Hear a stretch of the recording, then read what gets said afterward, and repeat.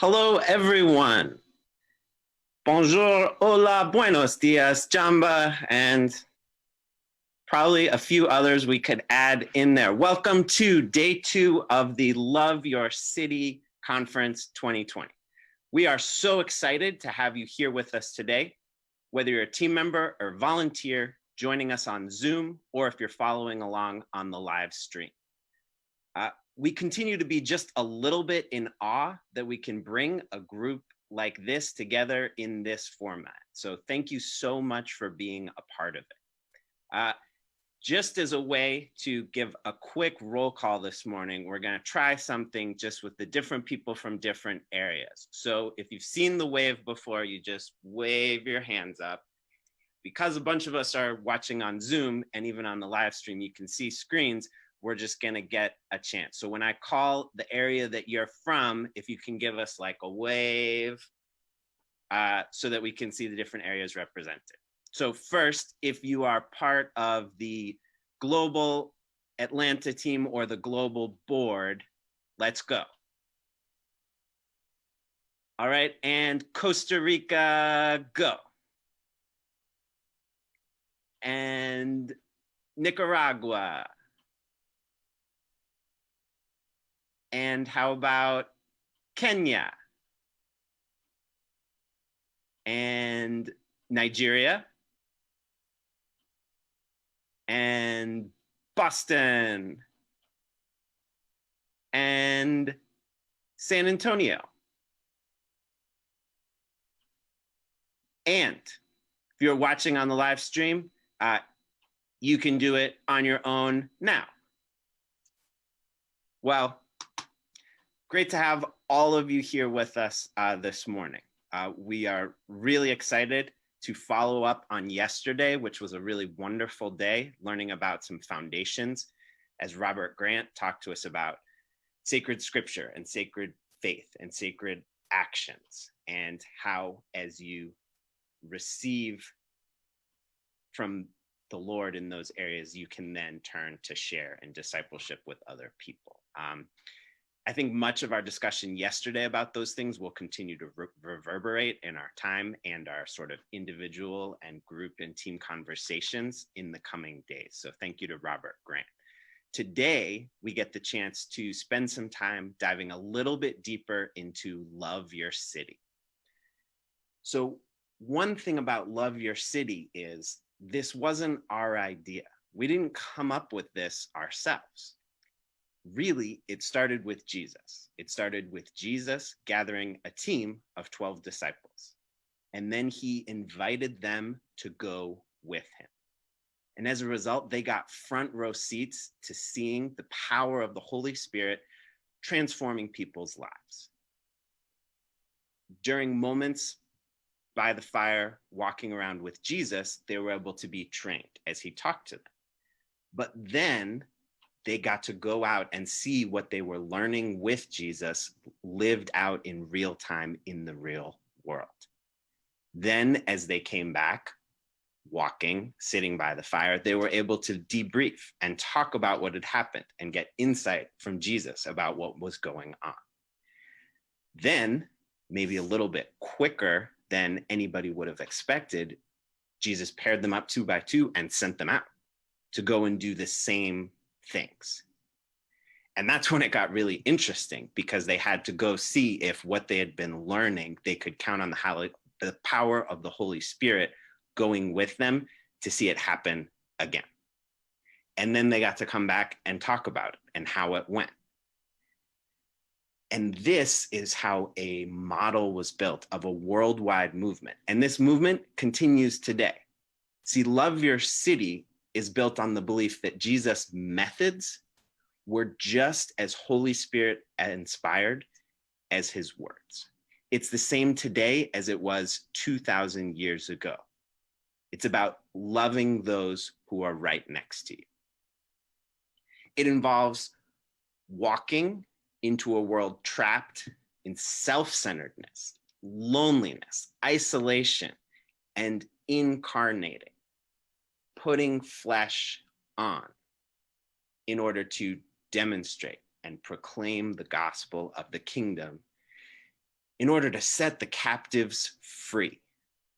Young people, business and marketplace leaders, leaders within churches, everyone is set free by the love of God to turn and see that love flow through them out to others and then turn the world upside down. This is the power of Love Your City.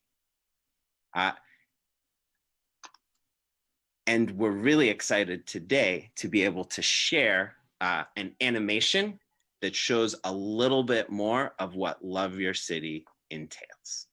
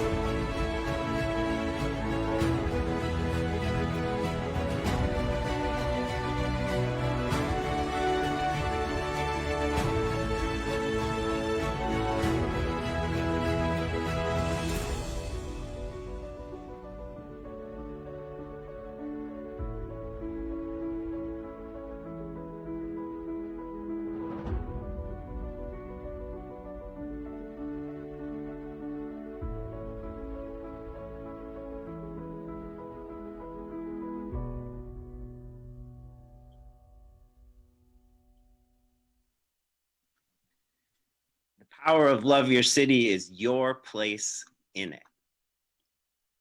And that's each one of us.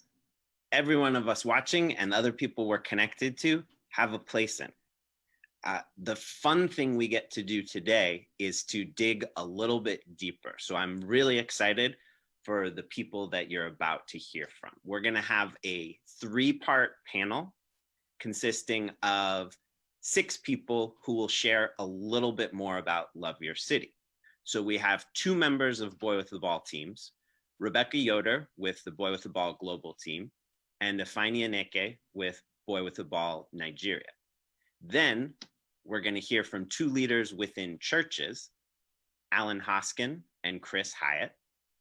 And then we're going to hear from two business and marketplace leaders, Matt Davenport and Matt Brennan. Each one of these leaders gives us another glimpse and a different perspective on some of the challenges and inspirations of the people who make Love Your City possible. So I'm really excited for all that we're going to learn together this morning, and we're going to get started with Rebecca.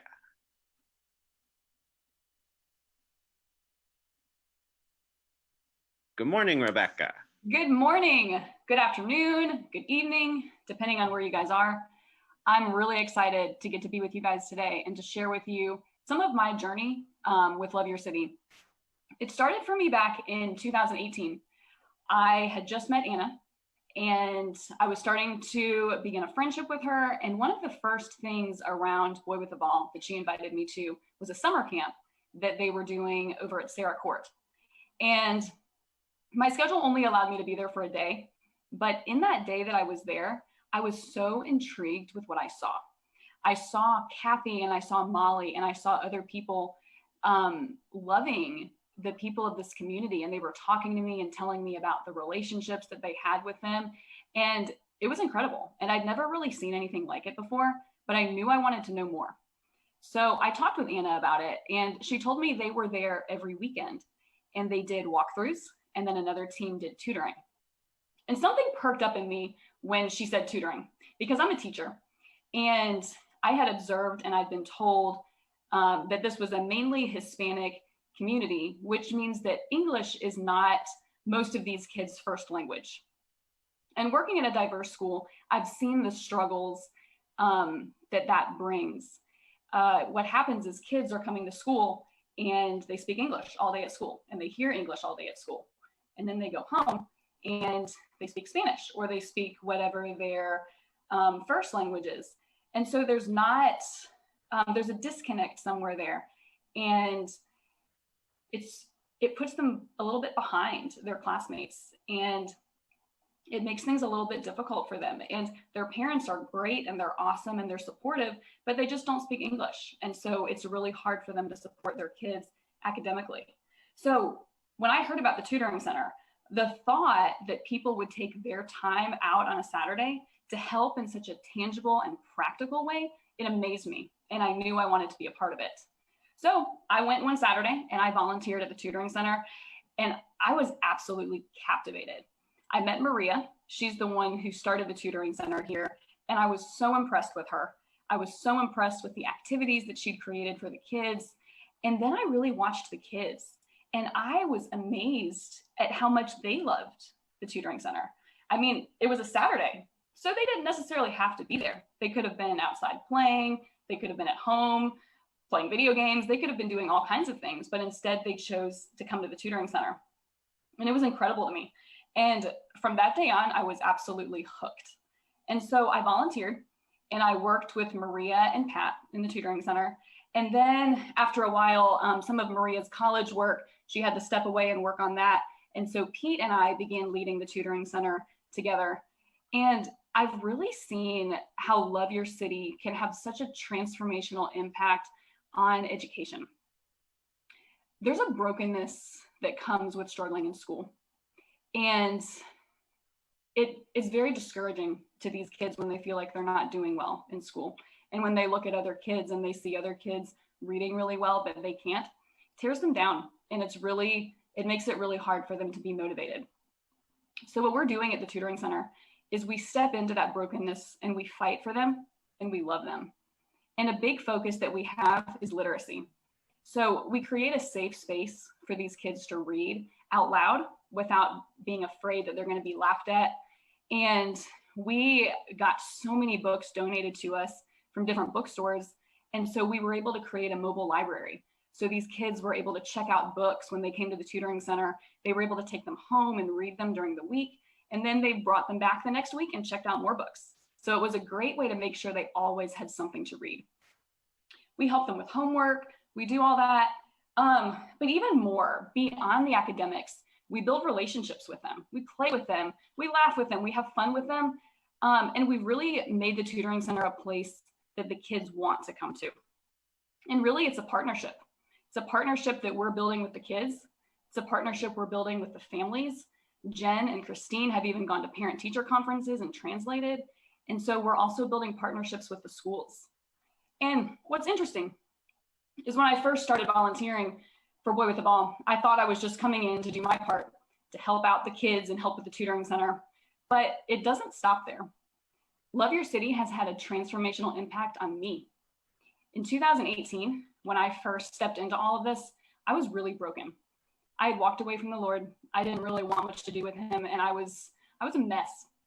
And the Boy with the Ball team stepped into my brokenness, and they fought for me, and they loved me in really tangible and really practical ways. They were just my friends. There was no pressure to go to church. There was no pressure to do all of that. They just loved me, and they walked with me. And a couple months after I started volunteering, Anna invited me to attend a team meeting. And I said no, because I had heard that they prayed a lot at team meetings. I just wasn't in the place where I wanted to be a part of something like that. But what was interesting is eventually I couldn't stay away. And I did start attending the team meetings. And I joined the team the beginning of 2019. And several months later, in October of 2019, I prayed with Jamie and with Kathy and with Anna, and I actually accepted Jesus and I chose him, which is such a miracle in my own heart and in my own life.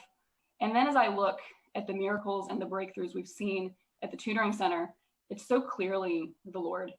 The connection between walkthroughs and tutoring is beautiful. The walkthrough teams have done such an amazing job building relationships with these families that these families now trust us to help their kids because of the relationships that the walkthrough teams have built. We were able to do tutoring for a while in the Kroger break room, and the parents, Kroger is right next door to the apartments, and the parents trusted us to take their kids over there. And a little while ago, we came across this nonprofit called Corners that does tutoring during the week, and they let us use their building for tutoring on the weekends. So we just see all of this amazing stuff going on. Something honestly that still amazes me is that the students continue to come. Like I said before, it's a Saturday. They could be doing whatever they want, and instead they choose to come to the tutoring center. We even had 2 boys one day come really early. We were doing our volunteer orientation, and these boys were so excited to come to tutoring that they showed up really early, and it was really fun. But one of my favorite stories probably is a couple weeks ago, one of the high school girls from the community calls me. She told me that her sister was having a hard time accessing a test that she was supposed to take for school. So I FaceTimed her sister, and we were able to walk through it together, and I was able to show her where to access the test, and it was really cool. And then a couple minutes later, their cousin called me, and he was having trouble with some of his work. And so I was able to walk him through that. And it's just really special to see the relationships that were built and these kids being willing to reach out and ask for help because of the relationships they've developed with us at the tutoring center and because of the relationships they've developed with Anna and with Jen during walkthroughs every week. So there truly are many ways that Love Your City can transform education. It's more than looking for just an outcome. I think it's easy to want to have a specific outcome and a specific end goal in mind, but Love Your City is just so much more than that. There's dramatic life change every single week, and we're stepping into each other's stories, and lives are changing. And the Boy with the Ball team, they stepped into my story, and my life has changed, and it continues to change. And my desire now is to see that change in others and to spread that love to other people. And it's doing that through helping these kids realize that they have what it takes. And it's walking with them as they continue on through school. And it's being part of their support system, and it's advocating for them and supporting their parents. But above all else, it's just loving them. And it's watching them little by little, step by step, begin to rise up out of their brokenness and realize who they can become. And I truly consider it one of my greatest honors that I get to be a part of it.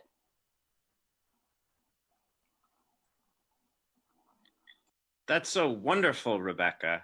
Thank you so much for sharing. And I hope that you heard some of the things that you may have heard already and will probably continue to come back to, but it's really cool to see the way that Rebecca shared about something coming to you before it can go through you. Also, she shared way more about relationships than she did about rules or programs.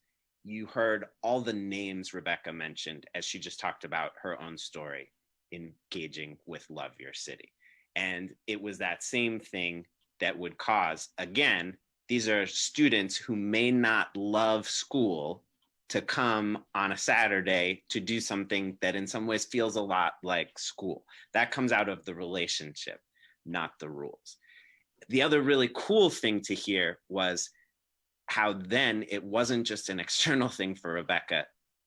Over time, as she was around it, it started to penetrate her own heart. And it's so cool to see how it can happen in different ways. Love Your City is something that impacts everybody. Whether you think you're just someone who's helping run the program, doesn't mean that you won't be changed also. So thank you so much for sharing, Rebecca. That's really wonderful to hear. Next, we get to move on to Efini.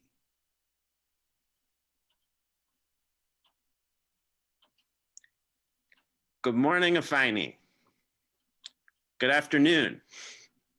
Good morning, Pete. Good morning, everyone. Good afternoon and good evening, depending on where you are. I hope everybody can hear me good. Yes. Okay. What I'm going to share today is a testimonial of how Love Your City cuts across cultures and countries to be very impactful and effective. Um, I will share from a personal perspective. It all started in 2014. I remember specifically it was on 2nd September on a Monday, 2014, that we were seated together.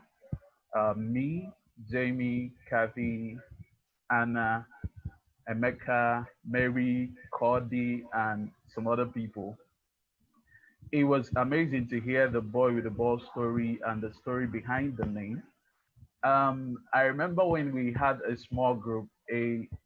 I was in a small group with Cody and Jamie, and it was a tough time because we really kind of we are very inquisitive to know how it's possible that Love Your City can work in Nigeria with the experience we have that here organizations and non-profits would rather go and give people things other than build relationship with them.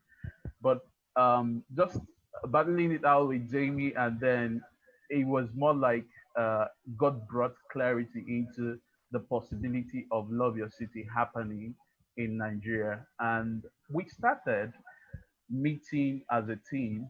We are just about six meeting at Emeka's home, and that happened for a while. We wrestled with going out because we knew the reality of the culture we are in. But Jamie, Anna, and the global team kept on helping us with trainings and encouragement until we were able to move to look out for a neighborhood where we can actually see Love Your City work. And that was how we identified a neighborhood called Ikirike. And Ikirike is a slum in Enugu where we stay, and it's just a little bit away from the city, not really that far, just very close. But then what is happening there is different from what is happening in the town. It's just like a walking distance. People actually walk across these two places, but then it's a different place altogether. But God led us to this place, and we started looking for possibilities of building friendship with those people and getting to know them better. It wasn't easy in the first place because they met us with mixed feelings and who are these guys and what are they here for. But with time, they began to open up. And then in 2000, and this was happening in 2015, Jamie and Chiki from Costa Rica came to Nigeria and helped us do walkthrough. it was easy for us to understand how these walkthroughs happen with them alongside us in the site. It was pretty cool for our team to just get to embrace what it was like. And after that, in 2016, Jamie and James also came and helped us to do walkthrough as well as volunteer recruiting.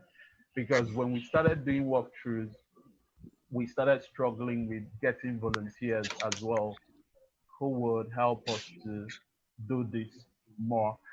But then Jamie and James helped us really to understand how to get volunteers by going with us to one of the universities, and we were able to recruit some people, and we started off from there. Amazingly, when Jamie and James left, it was now left for us to practice what we've learned and then to grow in Love Your City. And the amazing thing that happened was that everybody on our team and our volunteer came in as a result of the experience of Love Your City, because we started going into churches, businesses, schools, and friendships we've had. Like I have one of my very close friends who was my schoolmate back then in high school, Okabonye, who is here today. Um, it was as a result of the relationship that he came in as a volunteer, and then he became actually one of our key team members. Now, what happened was that in 2018, we had a major breakthrough because um, one of our team members who got married in 2016, Favor OG, the husband lives in a farm settlement. She moved in and she saw the needs in this community where there are serious poverty, there is no access to electricity, no access to education. And she started thinking, what can I do to help this community? How can I help them, at least in education? And just talking with us and the husband, they started gathering the young people around them in a small group every week. And that's just it. And it began to grow to a point they started doing walkthroughs. They also started building the possibility of having, they are already starting a school in that farm, which would serve as a help for young people who are born and are growing there.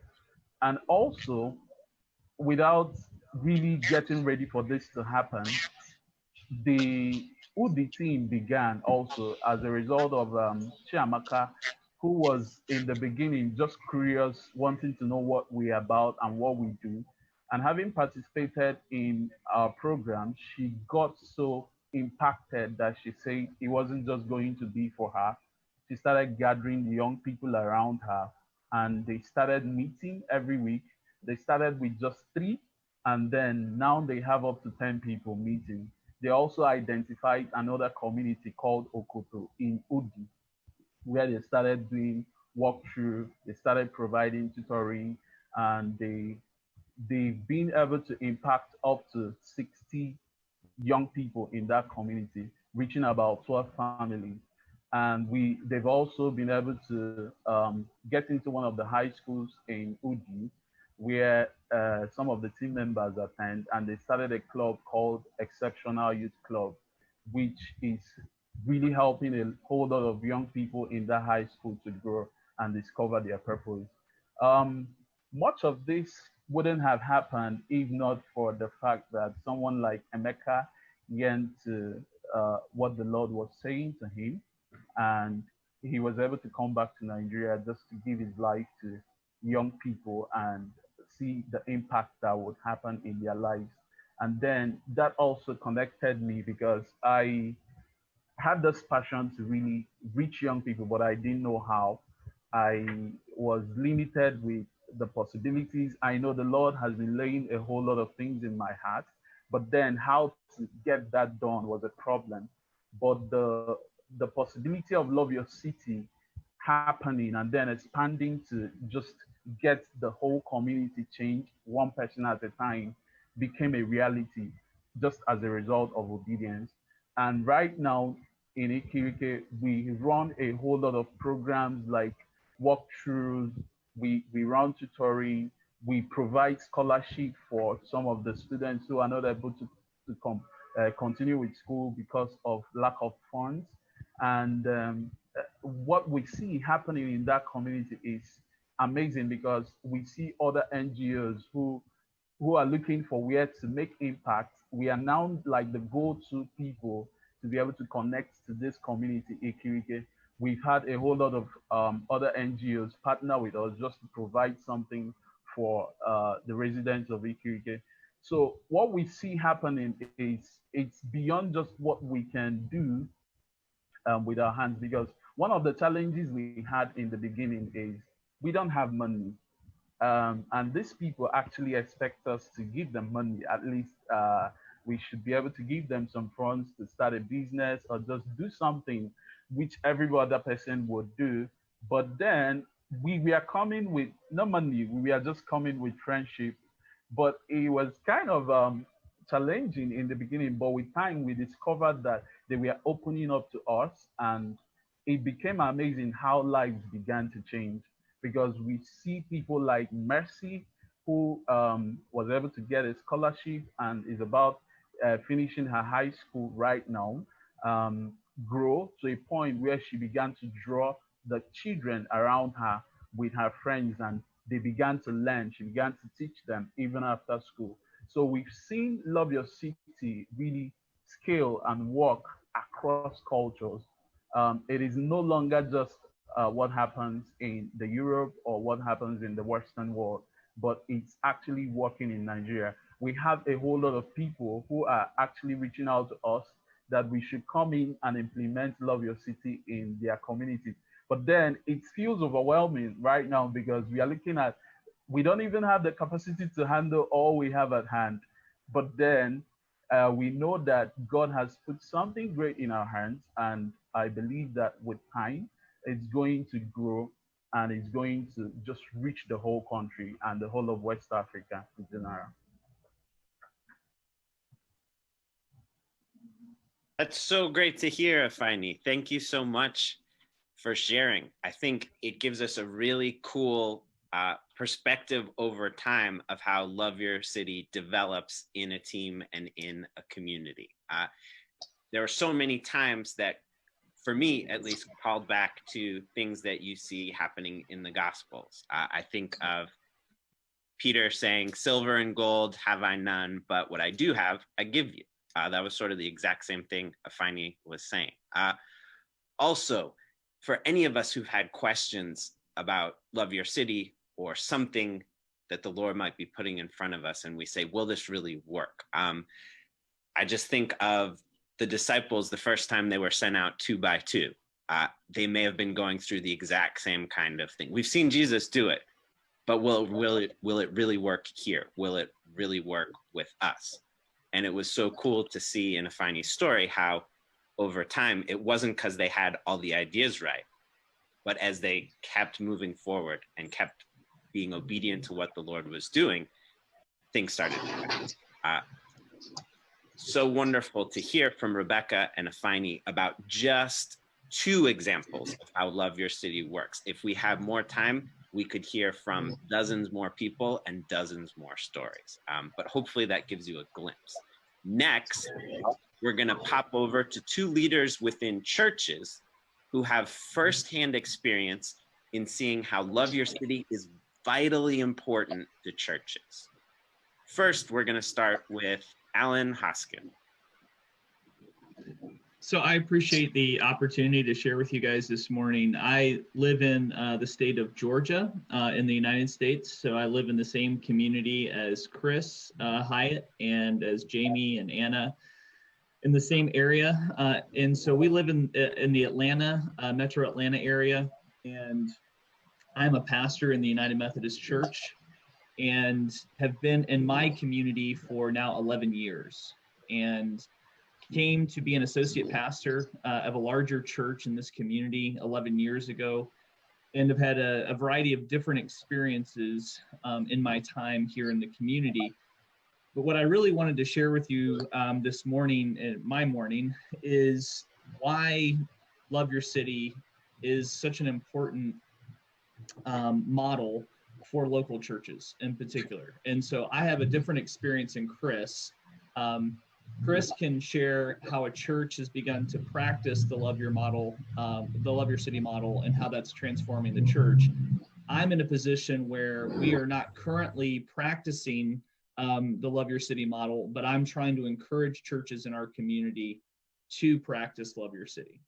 And so that's what I want to share with you, is the reason why I look at Love Your City and see that it's so valuable to local churches, and why I'm trying to encourage local churches in our community to begin to practice Love Your City. So I have to give you some quick context of our location. We live in an area that 30, 40 years ago was a very rural area. Not many people lived in this area. Since 1970, the area has begun to grow really, really quickly. So in 1970, there were about 70,000 people that lived in our area. And now today we have about 1 million people living in our area. And we have experienced an incredible transition from being a community that was outside of the city to becoming a community that was a suburb to now becoming more of an urban area. And with all of that change has come a variety of different challenges and transitions to the community. So our area is considered one of the most diverse areas in all of the United States. So 25% of people who live in our area were born outside of the United States. There is a high percentage of poverty in our particular area. And so in our city, the larger city of Atlanta, since 2005, poverty has been moving out into the suburbs. And the suburbs are not really equipped or have the tools and resources to deal with the transitions, especially with poverty, moving into the community. Our church, where I was an associate pastor, and the other churches in our community have struggled through the years to know how to adequately be present in the community and to serve and love the community well as this transition is happening. So for many years, the churches have struggled to try to figure out, how do we engage a community that is very diverse and socioeconomically is becoming very diverse as well. So our initial response was the response that you can imagine, is small nonprofits beginning to form that are giving out food, giving out other resources. Very transactional strategies. Because local churches were struggling to know how to meet needs, they began to rely on nonprofits to meet needs in the community. And they kind of gave up their responsibility to a certain degree to love the city well. So they began to rely on nonprofits to love the city rather than the church being the agent or the primary source by which the city was experiencing love and care and transformation. So that has been probably 15 years of churches struggling to try to figure out, how do they love the city well, and really relying on parachurch or nonprofits to kind of do what they should have been doing themselves.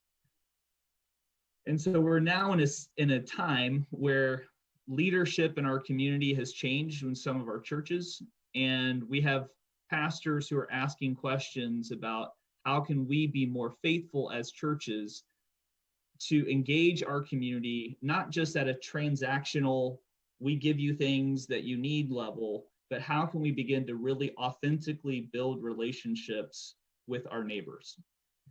And so for churches in our community, they really don't know how to do that. As sad of a thing as that is to say, they really have lost the memory of how to love your neighbor. And so what they really need is someone or something to help them be able to move beyond just the giving and receiving of things to actually build meaningful relationships in the community. So in our community, we have at least 3 churches that are pretty significant, influential churches in our city. And I have been in a conversation with the pastors of those 3 churches, encouraging them to consider the Love Your City model. We have a number of low-income neighborhoods that are facing a lot of challenges, and they have plenty of opportunity as local churches to build relationships and to engage in a Love Your City model that could be more transformational and less transactional. And so in our community, there is a gap that the church itself has sort of created by its inability to serve and love its community well, when that community has been changing very quickly. So we look at Love Your City as a way for the local church to reclaim what we're told in John chapter 1, which is that basically the word became flesh and dwelled among us. The message says that the word became flesh and blood and moved into the neighborhood. We as the local church have forgotten how to move into the neighborhood. And so we look at Love Your City and Boy with the Ball as an incredible resource and an incredible opportunity for us to learn how to become flesh and to move into the neighborhood. So that's where we see Love Your City is so critically important to our particular context and especially local churches. That's great. Thank you, Alan, for sharing. And that's a really helpful overview of the situation here and the real potential of this current moment. Would that everything we are part of could be more incarnational, more transformational, and less transactional. Next, we get to hear from Chris. Thank you, Pete. Wow, what great speakers we've already had. And I really appreciate Alan. He has become a close friend, and we are grateful that we get to work with him in our community here. And he is probably one of the greatest advocates for Love Your City that I've ever heard. He has really seen the power that is associated with it, and he has really gone to the mat for it. He has proclaimed it and really desired that other pastors could see how it could help. Here's the thing, as followers of Jesus, we're called to do 2 things. We have 2 great commands, to love God and to love our neighbors as ourselves. And that is at the heart of Love Your City. It is the very basis of Christianity, or it should be. But I have to confess to you, even as a pastor, that sometimes the church doesn't know how to do that very well. We just don't. We tend to isolate. We tend to come into the church and then forget that Jesus actually sent us to the world. And that's an indictment on especially the American church, but it can be that way for any group of people who have received something powerful, something forgiving, something restorative, and then we find ourselves just sitting back and not going and following Jesus into the world that he sent us into. Churches, we are prone to programs that happen at the church, in the church, for the church, to take care of the church. And that in and of itself can be dangerous. It becomes very self-serving. It tends to become like an engine that has to feed itself. And that is not what Jesus had in mind. He did not die for the church for it to become a country club. He intends for the church to be outward thinking and outward focused. Jesus intended that the church be the place, not just where we go, but be the people who go. And God has always been a sending God. The Father sent the Son, and Jesus sent his disciples. We read about it in the Gospels where he sent out 70, And upon his ascension into heaven, he sent them into all the world. He said, Jerusalem, Judea, Samaria, the uttermost parts of the earth, everywhere. And then he sent the Holy Spirit that we could have power in our going. Here's the thing. God is a sending God, but we can so easily become a self-preserving people, especially when we choose to stay.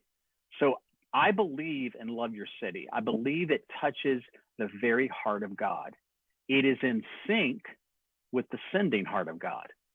And as we go, we need to remember that Jesus is the one who sent us, and we need to have the Holy Spirit who has been sent to us empower us so that in our going, we will see things that we would have never seen otherwise, especially not if we stayed.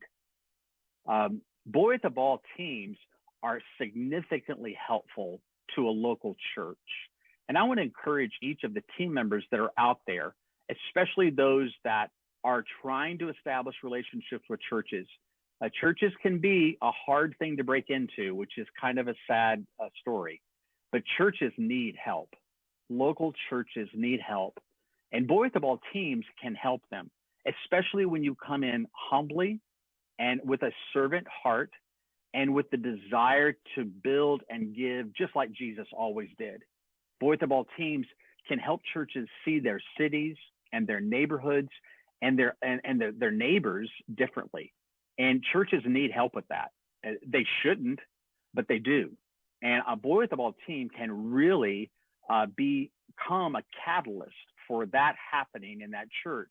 A Boy at the Ball team can help churches by equipping the church people on how to love and how to listen and how to collaborate and how to come in and not try to get people to come to church, but actually just come in and love them as the people, the image bearers of God that they are. And I think churches are so often interested in getting people into their church buildings that they forget that those people are God's children. And we need to go and love them right where they are. And as I mentioned, I think a Boy at the Ball team can really be a catalyst for the church moving out into their neighborhoods and loving their neighbors. Our team here locally, many of the global team and Atlanta team members are part of our church community. And we're so blessed because they have been this catalytic effect on our people to do those things in their own neighborhoods.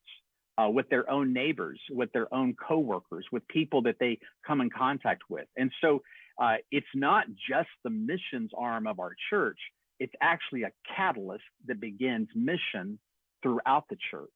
And that's a really important piece. And I want to encourage you as teams that are out there that local churches need you. I know that I've been in Kawangware with the Kenyan team, Fakisha, and their influence there with the Lutheran church that many of those team members are a part of has been significant. I visited with the pastor there, Pastor James, and he has told me how important Moses and Frank and Barak and the other team members are to the life of their church. And so it's not just an Atlanta thing, it is a love your city thing that can be beneficial. I also think that churches can help Boy at the Ball teams, and it's a reciprocal relationship. And here are some ways that I think churches can really help your team. Number one, they can serve as an intercessory role or as prayer warriors for you. Our prayer team here at the church, local team, many of them were on a call this morning praying for the Boy at the Ball team here locally and each of you teams around the world. In fact, many of them are watching the live stream right now. So they can serve as intercessors for your team, which is hugely important. They can serve as funding vehicles. And though that's not the big go-to thing, what happens is when people see the vision that you're carrying out, they want to get involved. And one of the practical ways they can do it is by supporting financially. They can provide volunteers, which we know that Boy at the Ball teams need volunteers. And so we've had numerous people in our church that have been coming to church, and all of a sudden they see a way to volunteer and get involved with walkthroughs or with velocity. They actually become a spiritual community for your team. And that's vital, that you not only are going, but you also have community that you're a part of. And then lastly, I think this is really important. I have noted that as volunteers come into teams with Boy at the Ball, They, as Rebecca mentioned earlier, and she had a great story to help us see this, they start being drawn by Jesus themselves. And as that begins to open up, their hearts begin to open to Jesus, a church family can serve as a discipleship relationship and as community for those people that are being drawn closer to Jesus. So I really believe this is a symbiotic relationship between a Boy with a Ball team and a local church. I'm a firm believer in it, and we're very grateful for the Atlanta global team that's here that helps us. Love Your City is at the very heart of God. It is the heart of God. And we must see ourselves as the sent ones, not the ones who stay. Thanks, Pete. Thank you, Chris. That's a great sort of condensation of some important thoughts, especially just the sending heart of God. First, he sends Jesus to us, but it's never supposed to stop there. And it's cool to see the interconnectedness of relationships, that as something like Love Your City grows, it just keeps expanding in concentric circles. It can involve more relationships and more connection between different groups and different possibilities. So especially what we're talking about now with churches, but it's not just church leaders, it's not just team members who are a part of Love Your City. Now we'll get to hear from two business and marketplace leaders who have followed Jesus into being funders for Boy with a Ball as just one part of their efforts to follow Jesus into his greater purpose for their lives. Each one has some great insight into what business leaders face as they look to make a difference. First, we're going to hear from Matt Davenport. Hey, how's it going out there? It's Matt Davenport. I'm in Southern California. I am the son of a pastor, Kevin Davenport. I have been in business after going to college. I've been in business a little over 20 years. I remember someone told me, just because you're good at something doesn't mean you should do it. And so it made me pause and think, and felt like God gave me an idea to start a landscape consulting company. We really specialize in providing accountability and expertise in the field of horticulture. So all things plants. So that's really who I am and what I do. Since then, it's been a long, hard fight, as many of you people know that have ever started a business or a church or started anything. It's very, very difficult to sort of start it from the ground up. But I can tell you 12 years later, I have 9 employees, and it's been kind of an amazing ride. Teamwork is so important to me. I don't think anything of value can be done without a team. There's no Lone Ranger success stories that I'm aware of, or certainly that I wouldn't want to emulate. And so with this team, we have team members that range from their 70s all the way down to their upper 20s. And so there's a dynamic of trying to bridge the gap between experience and training up the next group and learning how we do things and how we can do them better. But more importantly, I mean, in the grand scheme of things, did I think that God needed a landscape consultant? So when he was forming like the foundations of the earth, thousands and millions and gazillions, hundreds, you pick the number, of years ago, did he say, I really need a landscape consultant in 2008. That's what I need.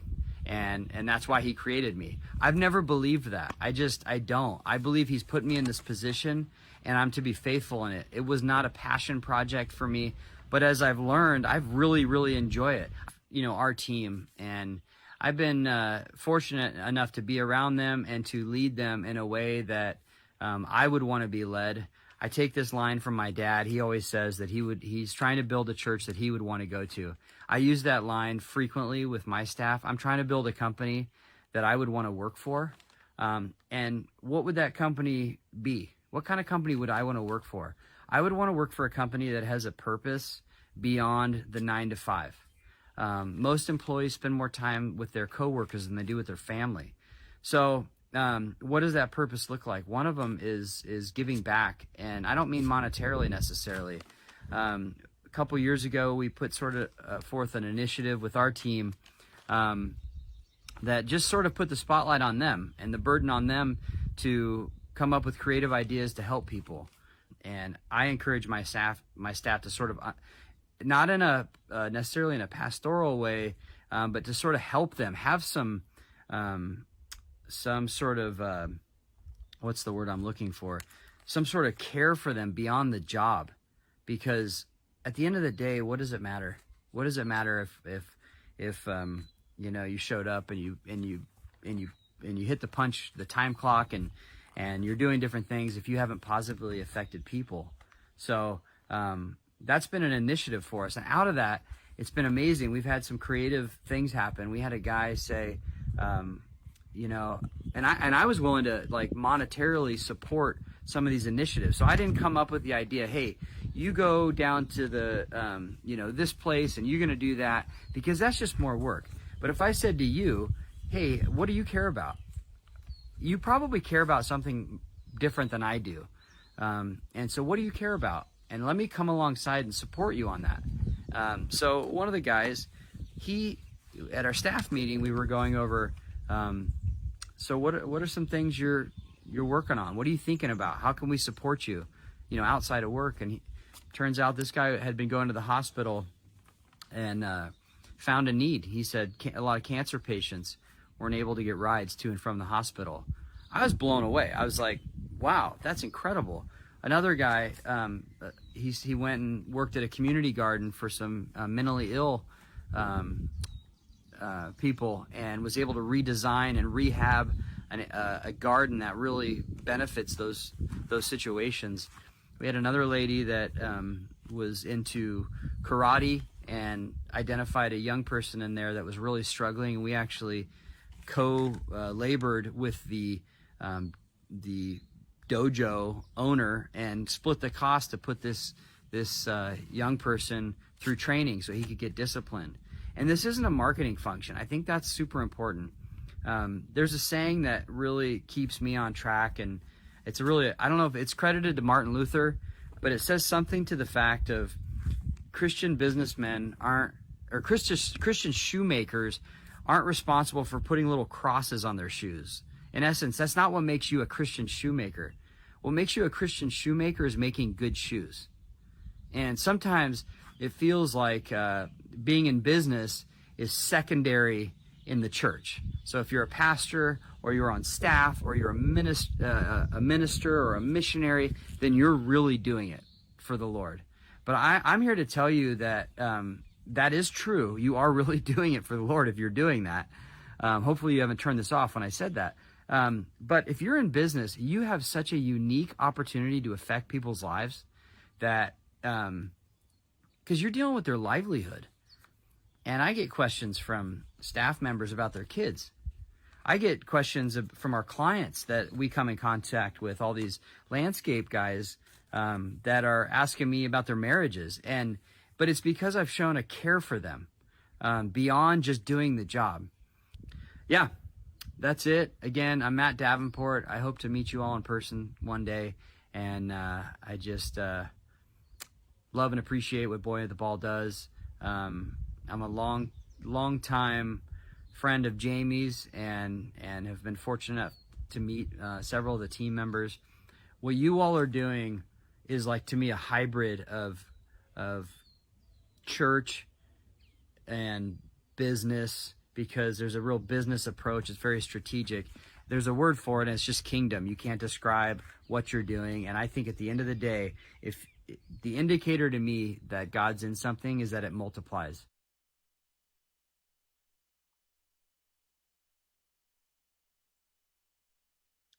Thank you, Matt. It's a great perspective for us to be able to hear, and it's really, I think, eye-opening for some just to see lots of people are looking for purpose beyond the 9 to 5, and that beyond just your team or your volunteers, that the businesses you connect with, the people in those businesses then have connections to such a broader audience of people in their own circles where they're looking to have a greater impact. So the more that we can connect with other people again, something that can come to us and then go through us, and hopefully that continues, and we can see how that can start to have a broader impact that would change a whole city and change a whole country. Next, we'll get to hear from Matt Brennan.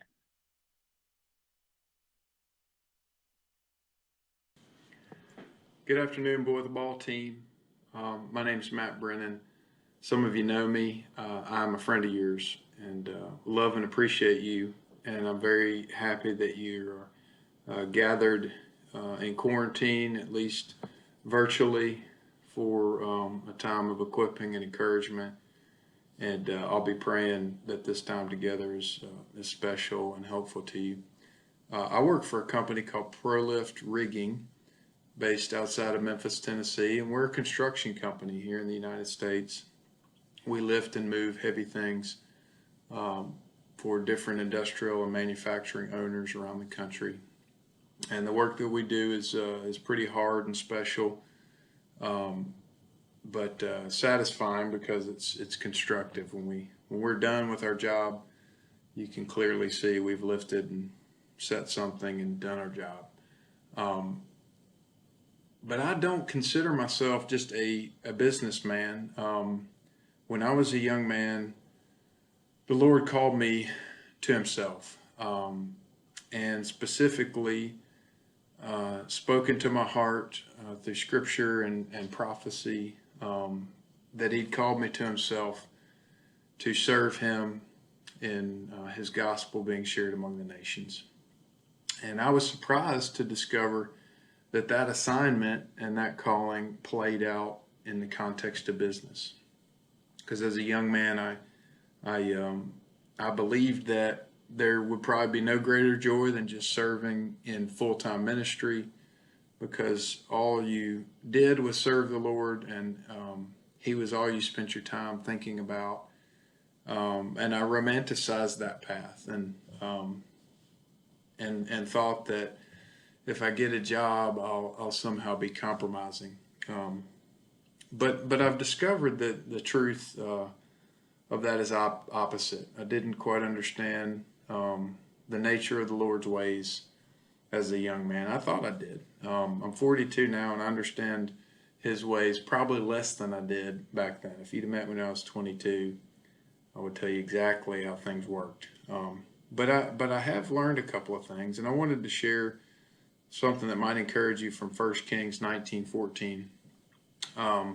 This is where Elijah is, a prophet of the Lord, and his life has been threatened, and he's very discouraged. And he says several times in 1 Kings 19, I've been zealous, very zealous for the Lord God of hosts, because the children of Israel have forsaken your covenant, torn down your altars, and killed your prophets with the sword.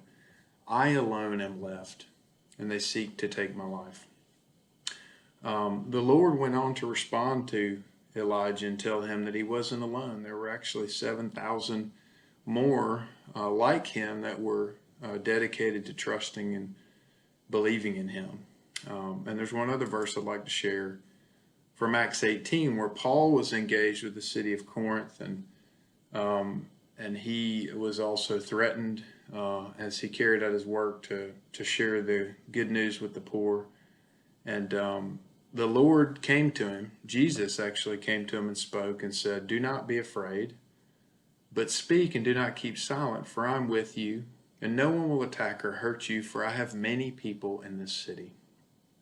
So as we gather now to consider love your city, I just want you to know that it's a fact that the Lord has many people in your city. Like Elijah and like Paul, you labor on the front lines of his mission and sometimes maybe feel alone. You wonder if it's possible for there to be partners for you in government and business, in the slum that you're laboring in the church, the local church. And the good news and the fact and the truth is that the Lord has many people in your city. That's what he told Paul, and I believe that's what he would tell us all today. He called me to work in business, but as a a man set apart to himself. Like you, many of you are men and women that sensed he'd set you apart to serve him in his mission. And I have been pleased to find that the way he's gifted me as a businessman is a direct fit. I get to lead a team, and we're inspired to generate profits so that we can take those profits and share them with ministries like Boy with the Ball to accomplish the mission God's given you. In every city, there are business people, government leaders, and others that they won't oppose you, but will partner with you as brothers and sisters. And the Lord will show you how to find them. So as you go out believing that the Lord will lead you to brothers and sisters at every stratus, from government, business, down to the streets itself. He has people that are for you, that he has prepared to partner with you. He loves you in that way, and he loves all of us. We all co-labor in the same mission, whether you are in business or inside of a nonprofit. We all depend upon him. I used to believe that maybe the business person had it easy, they had money, and they didn't have to worry about things. I also believed that maybe the missionary just lives a life of endless fellowship with the Lord. And we often see things incorrectly. The way that things really are is we've all been called to embrace a life of faith and pain, to bear our cross and labor with him. No matter where he's assigned us, we are laboring together in the same mission. So I want to encourage you that the Lord will shock you with the partnerships that he's prepared for you. If you'll obey him and be diligent in very few things and small things, there's a time where he'll take what you've done and elevate it. He'll put it on display, and it'll be celebrated by those that can influence on a broader scale. So before you worry about taking a city, take yourself to one door during a walkthrough. Give yourself to the Lord and trust him, and he'll champion what you're doing. Be patient, and in time, all your needs will be met. The supply you need, the resources, the insight, the board members, the donations, the volunteers, the Lord always supplies for his work. So the real trick for us is to make sure we're doing his work and not our own. I bless you and pray that you're encouraged to know that a construction company in the U.S. Thinks of you, prays for you, and labors, toils and sweats to produce resources that you can use to preach the good news to the poor. Have a wonderful conference. We love you. Look forward to seeing you soon.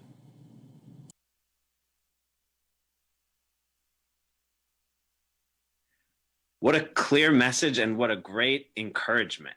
I hope that you were able to take encouragement from what he was sharing, like I was. And just that such a clear word from the Lord. I have many people in this city that he will supply all of our needs, is a tremendous encouragement. So thank you, Matt. I hope that you have been inspired, provoked, prompted by hearing just a small section of stories from people in different areas of the Love Your City movement, whether team members like Rebecca and Afeni, or church leaders like Alan and Chris, or business leaders like the Matts. Also know that there are many, many more stories. There are stories in your own teams, in your own cities, and I encourage you to, the people you're already connected with, to ask to hear more of those things. It's such an encouragement. It's such a source of uplifting. So thank you to each person who shared with us today. And I hope that this will provide some good foundation for our ongoing conversations this morning.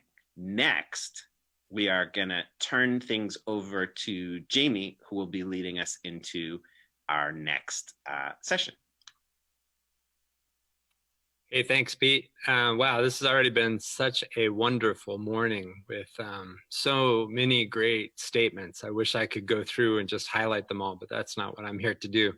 I'm here to introduce to you Paul Petrie, who's going to come and speak with us. And the segue into that from Love Your City is that Love Your City, as we've just said, is such a great point. It's a platform really for ministry into the city. And it's a platform for ministering to marketplace leaders like Matt and Matt, but then also walking with them as we watch them make their difference. It's a platform for walking to a Rebecca or an Afini and talking to them about these things, but then watching them go out and make a difference in the community. And it's a platform for leaders like Alan Hoskin and Chris Hyatt to get to them and to get to be a part of strengthening their hearts, but then watching the difference that they make. So it's a platform for ministry in a way that can turn a city upside down. And so that's exciting.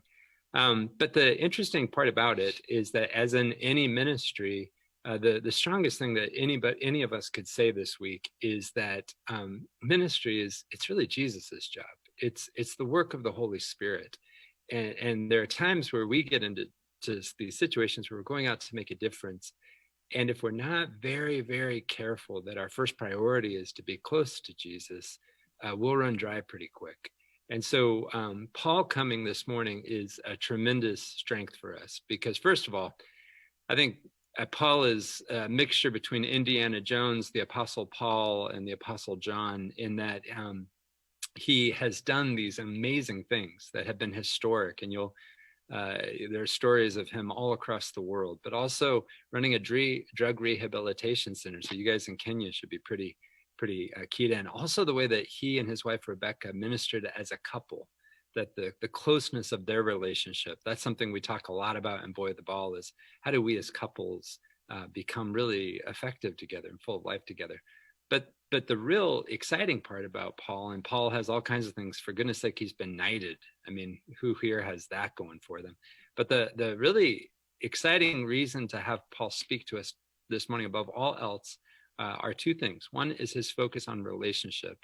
He believes in friendship in a way that is so dynamic. And his friendship with Robert Grant, who spoke to you yesterday, is one of the ones that has changed my life. And it is a beautiful relationship of real devotion to the Lord and devotion to one another. But then second of all is Paul's devotion to Jesus and his focus on intimacy with Jesus, an intimate relationship with Jesus as his starting point and his midpoint and his end point. And there are not too many times that I'm with Paul where he's not nudging all of us, and definitely me, pretty strongly towards time alone with Jesus and towards relationships. So Paul, you are a gift of God to us, and we are honored to have you here and honored to keep you here. We're not just having you come in and speak with us for a moment. We really see this as the beginning of your relationship with each of these leaders. We know this is your heart. Your heart's the nation's, and so we're so excited to hear what you'll share today. Thank you, Jamie. Hi, Kathy. And hello to everyone. I'm looking forward at some point in the future to the opportunity to meet you individually. I'm glad to have so many of you up on screen so I can see your face. Thank you, Pete, for your leadership of the previous meeting. And I'm delighted with what has transpired over the last years with Boy with the Ball and the foundations of it, what it means in terms of revealing God as King, and then his kind activity toward a world that he's in the process of redeeming. Most of today I'm going to spend just sharing a few stories, but I want to give you a little bit of background in my own thinking. I enjoyed the theme, Love Your City. I think that can be expanded to love the world, and none of us can love the entire world, so God gives us people specifically in areas and geographies that we love. But this whole redemptive process began with God so loved the world. And it was Father's love for the world that resulted in him sending his only son on a tremendously self-sacrificial mission to bring us all back to the Father. And I've remarked through the years as I read the New Testament particularly, that there's a strong emphasis on God's love for the world. And then there's a strong emphasis on Jesus' love for the Father. There's not much said about Jesus' love for the world, but he loved the Father, loves the Father. He kept the Father in the center of his focus. He said, I always do what I see Father doing, which meant he was always looking for Father's activity, keeping his focus on it. He said, I'm always saying what I hear Father saying. So the center for him was his relationship with the Father. And that was why he came. And we know from his own mouth in John that he wasn't real pleased with the things that he was going to face. He said, Father, if there's any way to let this cup pass from me, but not my will, yours be done. So Jesus coming to reveal the Father was born out of the Father's love that Jesus internalized. And then he passed on to us. I remember in college, I was dealing with the whole concept of loving people. I grew up in a pretty isolated situation, didn't have family relationships around, really didn't have any significant relationships, didn't know what to do with them. And when I got to college, I was confronted with some people that I was having to work with, but I didn't like very much. And I remember sitting in my psychology class, looking at the back of a head of one of these guys that I was struggling to like. And every day I would pray, Father, I don't like him, but you love him and you're in me. So would you put your love for him in me? Because I couldn't find a way to love people that were unlovable to me, except having a deposit of the Father's love. And I think in all of our activities, all of our ministries, all of our encounters, we won't always love the people that we're with. Sometimes we might not even like them very much. But we've got a resource, an internal resource of the Father's love that can flow through us to him. And one of the treasures for me is that means that the one I need to pursue is not my neighbor, it's my Father. That as my relationship with my Father deepens, as he places more of himself in me, as I experience more of who he is, I'm in you, you're in me, we're in the Father, that remarkable concept, that's where love for the world is born. I can find myself with honest love, not just volitional love, but honest concern and honest love for people that I don't like very much. But it doesn't have its origins in me. It has its origins in the Father. And I stopped struggling with the fact that there were some people I just didn't like.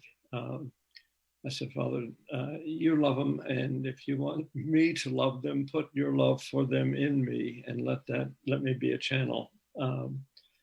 So the motivation for the services that we render, the sacrifices that we do, is the Father's love for them.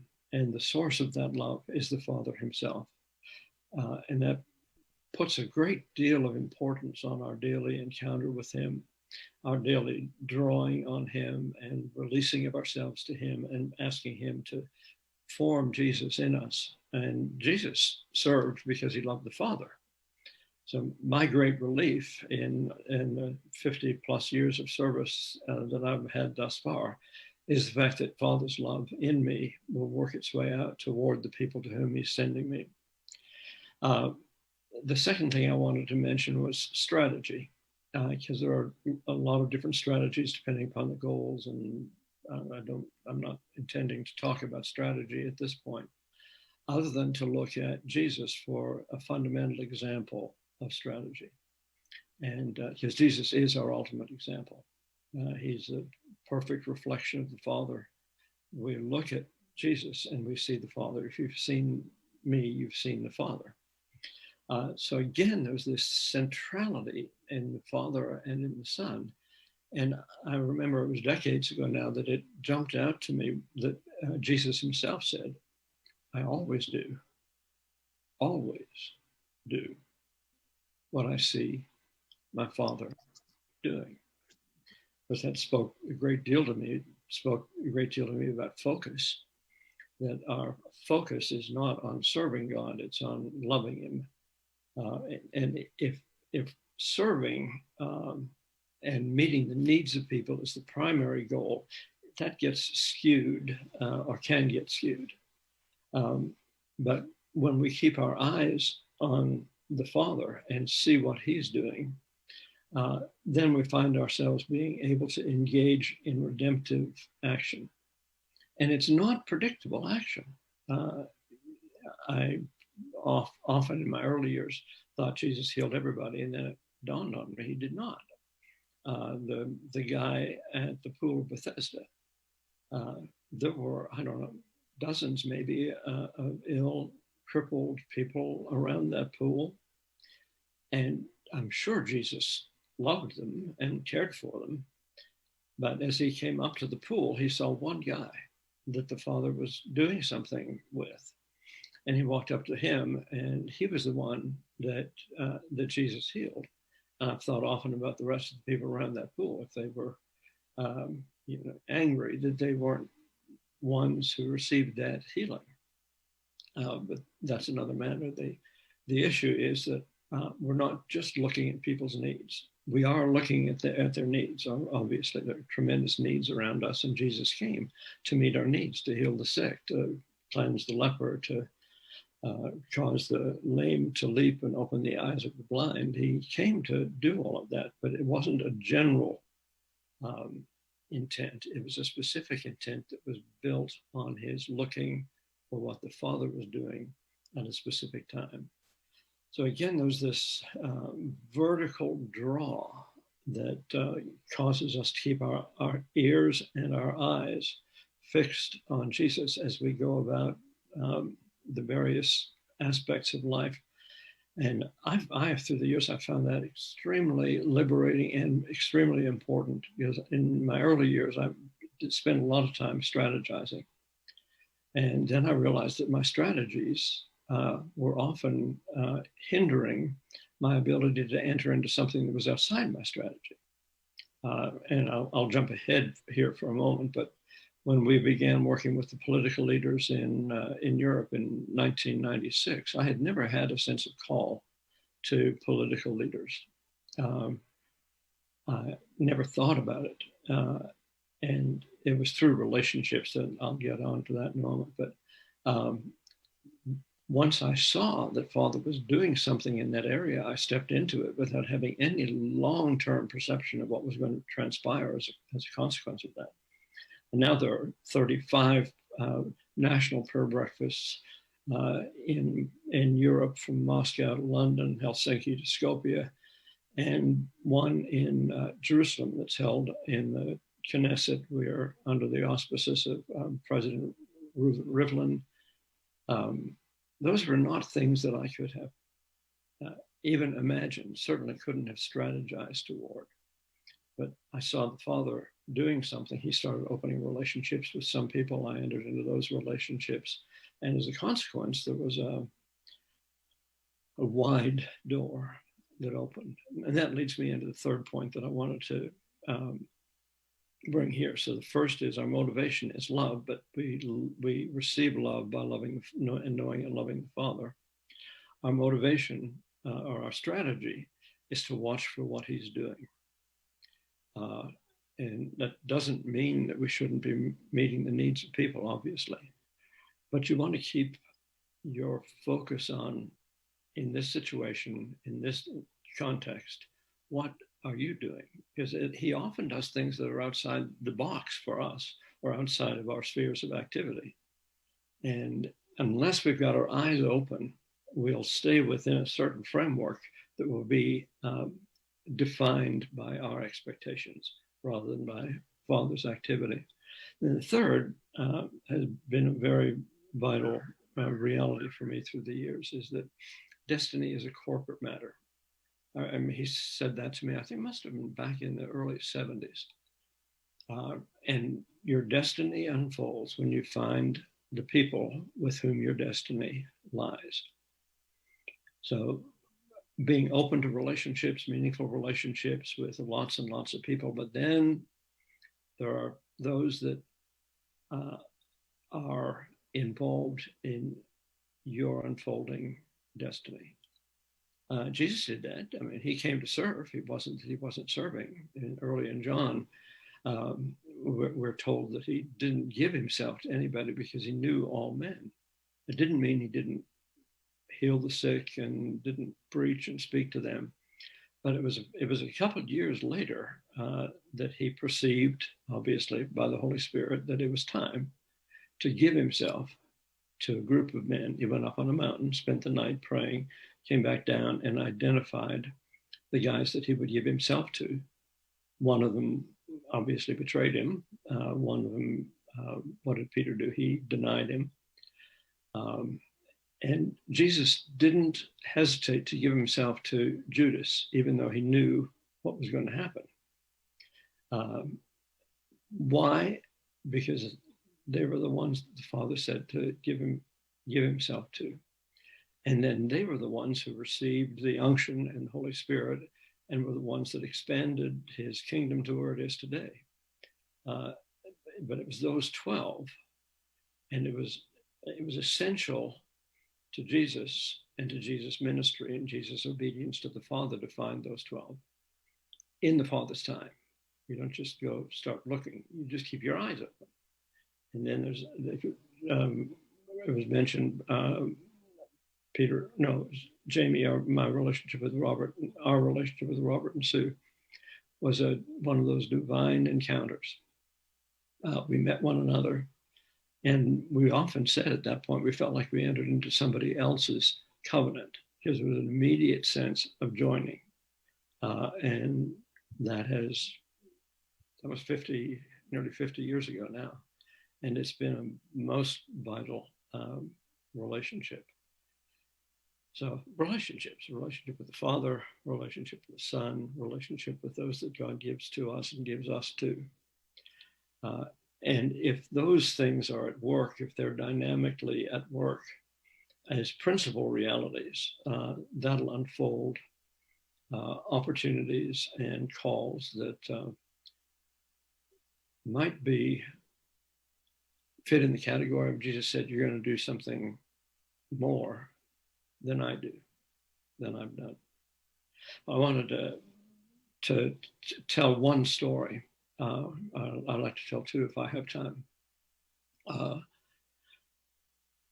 met the Lord in 1961. He came to me, imposed himself upon me. I didn't like him very much. He said, you got to make a decision. And I said, my decision is you leave me alone, I'll leave you alone, and we'll both be happy. I'd never been to church. I'd never read the Bible. I'd never met another believer. And even it was 2 years after that I met another believer. I told my friends about this encounter with a God whom I didn't know anything about. And they said, wow, cool, man. And then walked away. I even went to visit some pastors to ask them if they could tell me about this God who had imposed himself on me.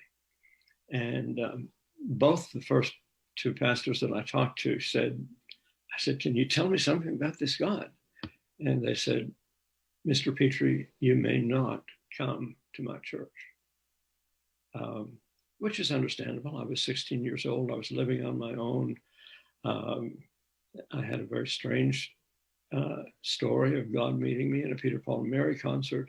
I mean, it wasn't your normal, typical evangelical upbringing.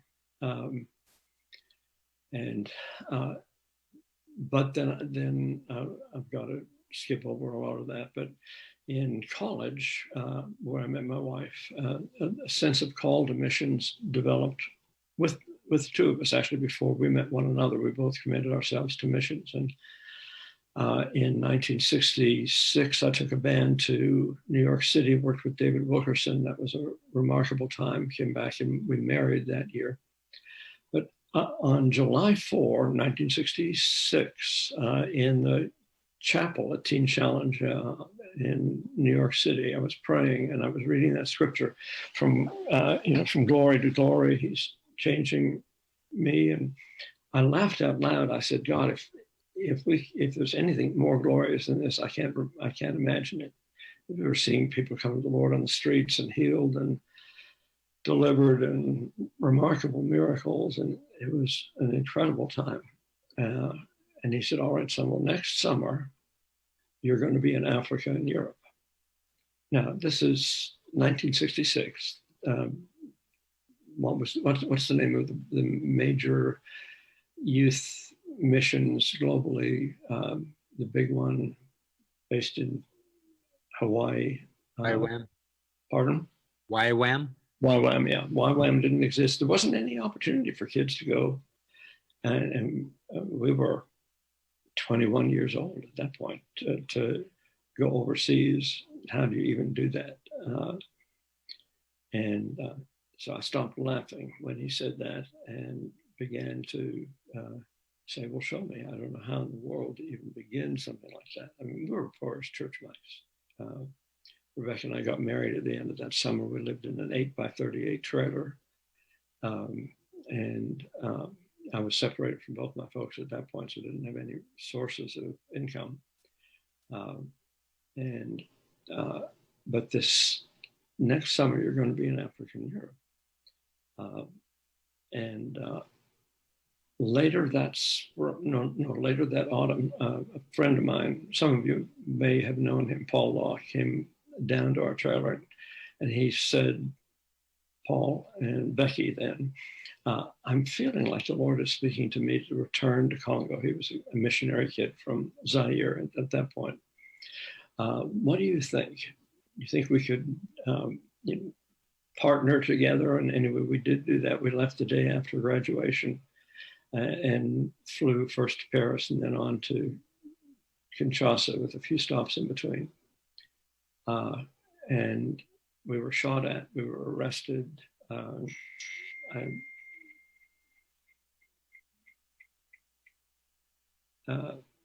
Sorry, I was wondering if that was Jamie telling me I needed to stop.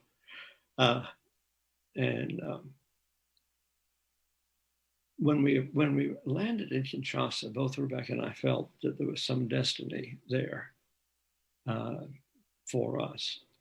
So fast forward, in 1985, I started IOM, International Outreach Ministries. We've got about 300 missionaries now in about 30 countries. But we started going back to Congo, sometimes 3 months a year, and just felt God's purpose there. Later, I won't go into all this story, but later we bought a ranch in the center of Zaire, really in the heart of Africa. It was in Loja. It was a ranch that had been built by the Belgians. It was 30,000 hectares. I don't know how many square miles that calculates out to. It had been built by the Belgians during the time that they oversaw Zaire, and then it had been taken over by the Catholic Church, and they had a number of buildings and waterways, and it was rather perfect. And what we wanted to do was to create an environment or a situation where we could serve the villagers, because I think there were 20 or 25 villages on our property and then many hundreds around it. So we bought the property. That's another miracle. Let me go back. There's one other point in here. Just before Rebecca and I married, we read Hudson Taylor's book and George Mueller's book. And both of us felt that God was calling us. I'm going to turn this phone off. Unless, Jamie, you're going to, no, you're not going to call me, I guess. And as a result of reading those books, Father spoke to us that we were to live our lives that way, never ask anybody for anything, never make our needs known to anyone, which is what we've done now for 50 plus years. So all of this was transpiring out of prayer, and it was a marvelous unfolding of God's providence and God's leadership. When you can't ask anybody else for funding, you better be sure that Father's the one who's told you to do it, because he's the one who's going to pick up the tab. It's a nice addition to be bound to Father, because, you know, if he isn't interested, you're out of luck. and trying to get him involved in our plans was something we didn't want to do. We wanted to be involved in his. We bought this ranch. It was a cattle ranch. We were serving the folks in the area. A lot of the nationals had small herds, and we wanted to advance that. Coffee was the principal product of the area, not plantations. You had villagers who had half a hectare or a hectare on which they grew coffee, and then they would harvest it, sell it to the middlemen who would take it to Kinshasa and make a lot of money on it and give these poor villagers just a small amount of money. And I felt that was unrighteous. It made me angry. So we arranged to have, we offered to market coffee for the coffee growers in the area. There were about 1,500 coffee growers. We said, well, if you bring the coffee to us, we'll have a central point where we'll pick up the coffee. And you put it in bags. We'll provide you with the bags. And we'll take it to Kinshasa and market it for you. Well, the people who were running the river boats were furious. And they told the villagers, if you sell coffee to them, you're a dead man. And that was not an empty threat.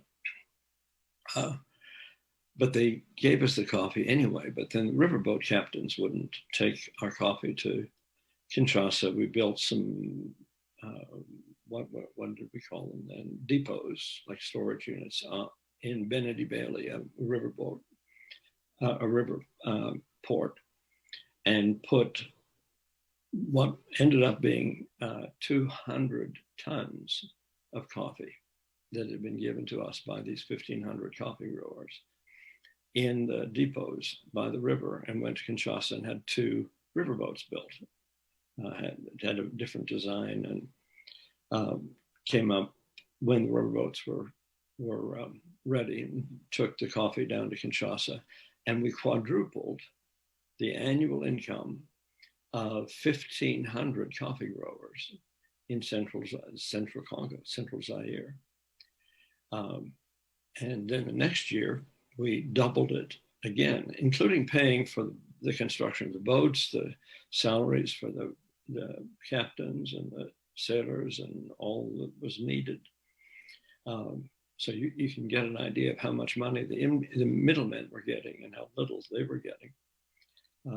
Actually, the third year, the government asked us to come to the parliament, and they said, your actions have changed the entire economic economy of the Oriental Kasai. We want to thank you. So that got us into coffee sales, et cetera. And the following year, we decided to do a conference for these 1,500 coffee growers. We slaughtered some of the cattle. Everybody came into the ranch. There's lots of interesting stories around that. All we asked them to bring was a spoon, and we had these big round tables built, and like a dish pan that we used. We put rice and Jesse and meat on it, and had 5 to 7 around the table. They'd come in small groups and stand around the table with their spoons and eat it. I was consigned to the table of the what's the word I want? Anyway, I was with the governor and the general, and we got things like the heart and the thymus and the liver and the kidneys. I said, I resign my status. I'm going to just send me back to the tables with the regular meat on it. And then after the feast, we decided to do, or we had decided ahead of time to do a conference for these 1,500 guys. And some of you know Ben Moore, some of you know Billy Moore, Billy Long, David Dawson, a couple others went with us, and we did 3-4 days of conferencing. And the Holy Spirit showed up. People were healed. There was a family of 5 children and two parents, 7 who were profoundly deaf, had never heard, and standing under a banyan tree one afternoon. And we had the coffee growers come and help us pray for them too. They all heard for the first time in their lives. Other in just really remarkable things. And people started coming in from all around. So before it was over, there had been people who had walked 250 kilometers because they heard what was happening. And when that was through, they went back to their villages, and these guys, untrained, started having home groups, started inviting people to their, in their village, to their huts. And within a year and a half, there were 1,100 congregations that had been planted across the central part of Congo. And that organization is still functioning and still going today. We set up an NGO, non-governmental organization, Église évangélique du Congo, for them. But it started with a realization that these folks were being misused, and then the direction of the Lord to, we had no idea what was going to happen as a consequence of that. But the work is still going on there. The ongoing nature of that work it continues to be quite remarkable, which included the Nobel Peace Prize winner 2 years ago, doctor in that area of Congo.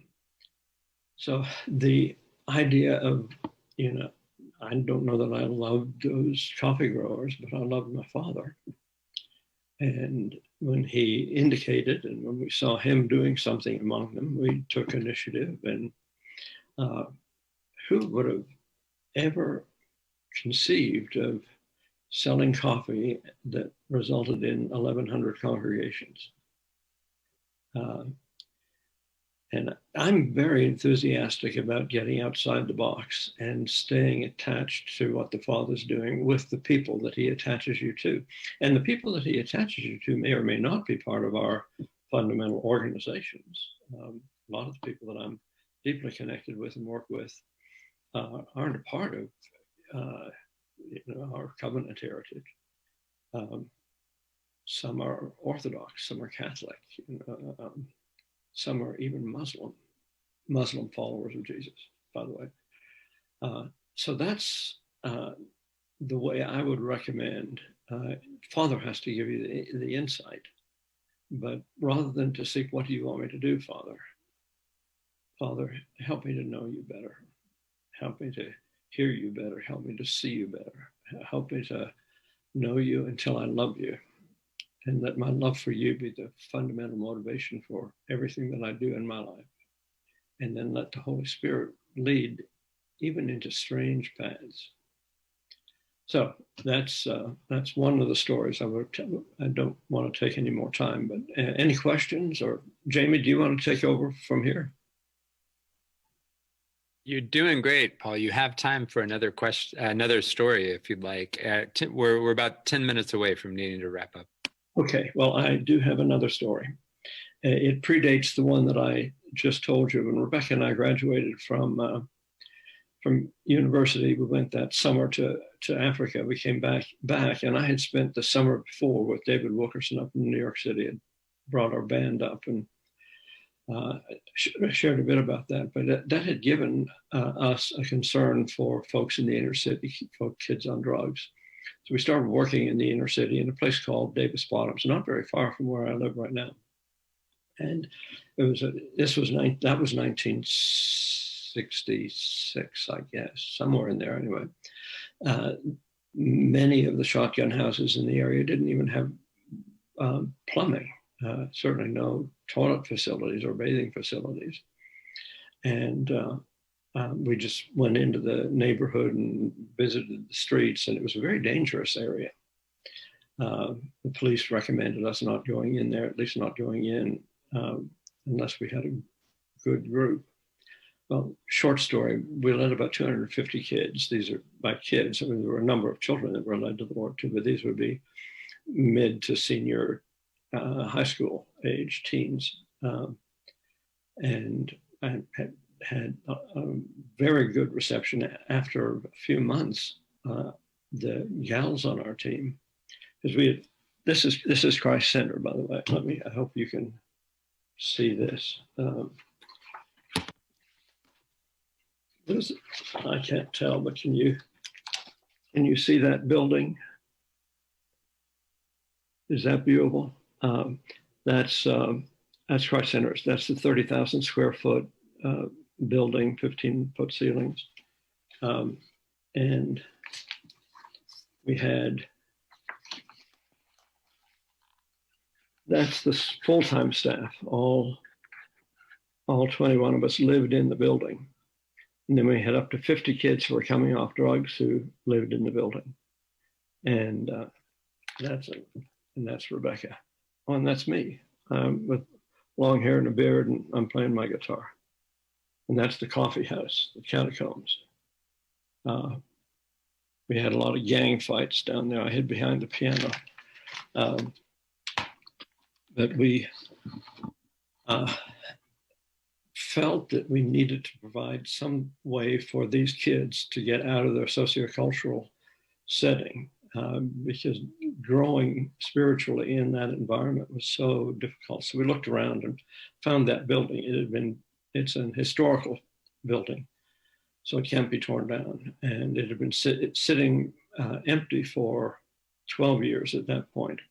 There were no bathroom facilities, no toilet facilities, yes, but no bathing facilities, no kitchen in there.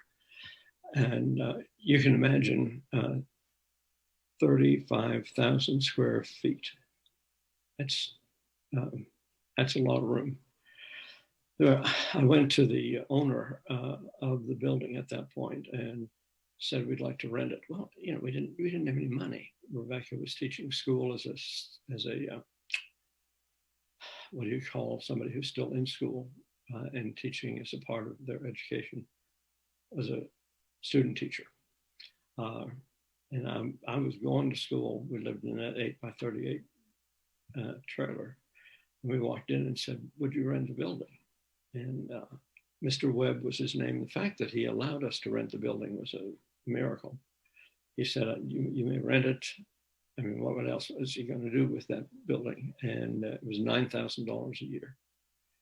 And so we renovated it. And again, remarkable series of miracles. I mean, a fella in town here found out what we were doing, and he owns a very nice hotel in town and invited us for lunch. He said, do you need any furniture? And I honestly hadn't thought about furniture. It was too big to think of. And I said, well, yes, we are going to need furniture. He said, I have 200 rooms of furniture I'll give you. That was beds, couches, chairs, nightstands, lamps, dressers, dining room furniture, cutlery, glassware, plates, dining room chairs, enough carpet to put carpet under carpet in that whole building because we didn't have any money to buy padding, and drapes galore. We moved them all in to the building, and we were sleeping on the floor. We had rooms full of mattresses, rooms full of carpet rolls, rooms full of dressers, and then after we got in there, we were sleeping on the floor in the midst of all this furniture and realized that we needed to renovate it. We needed a new boiler. The roof leaked, needed new plumbing. It needed to be rewired. And we're in our bell bottoms and bare feet and hippie clothes in 1967, sleeping on the floor. And one morning there was a knock at the back door, and we went and opened it, and there were two guys standing there, and they introduced themselves as, let's see, which ones were they? They were the they introduced themselves as electricians from the University of Kentucky, asked if they could see around. So we showed them around. At the end of the tour, he said, Paul, we'd like to rewire the building for you. I said, really? He said, yes, gratis. So they, over the next weeks, rewired that entire building, putting in places for laundry and kitchen, stoves, refrigerators, etc. At about 11 o'clock that morning, there was a knock at the back door. We went to open it up, and it was, again, two guys who introduced themselves. We didn't know who they were. They came in and showed them around. And then at the end, they said, we own such and such plumbing, furnacing company. And we'd like to put in a new furnace, new plumbing, kitchen, bathrooms for you, gratis. 6 o'clock that afternoon, there was another knock on the door, and there was a gentleman in bib overalls, and his name was Jerry Trott, and he came in. We showed him around, and he said at the end, I'd like to do something for you. And I said, well, what do you do? He said, I own a carpet company, a carpet installation company. And I said, well, we've got 30,000 square feet of flooring and more than that of carpet already here. And so he and his company carpeted the entire building for us in the next month or so.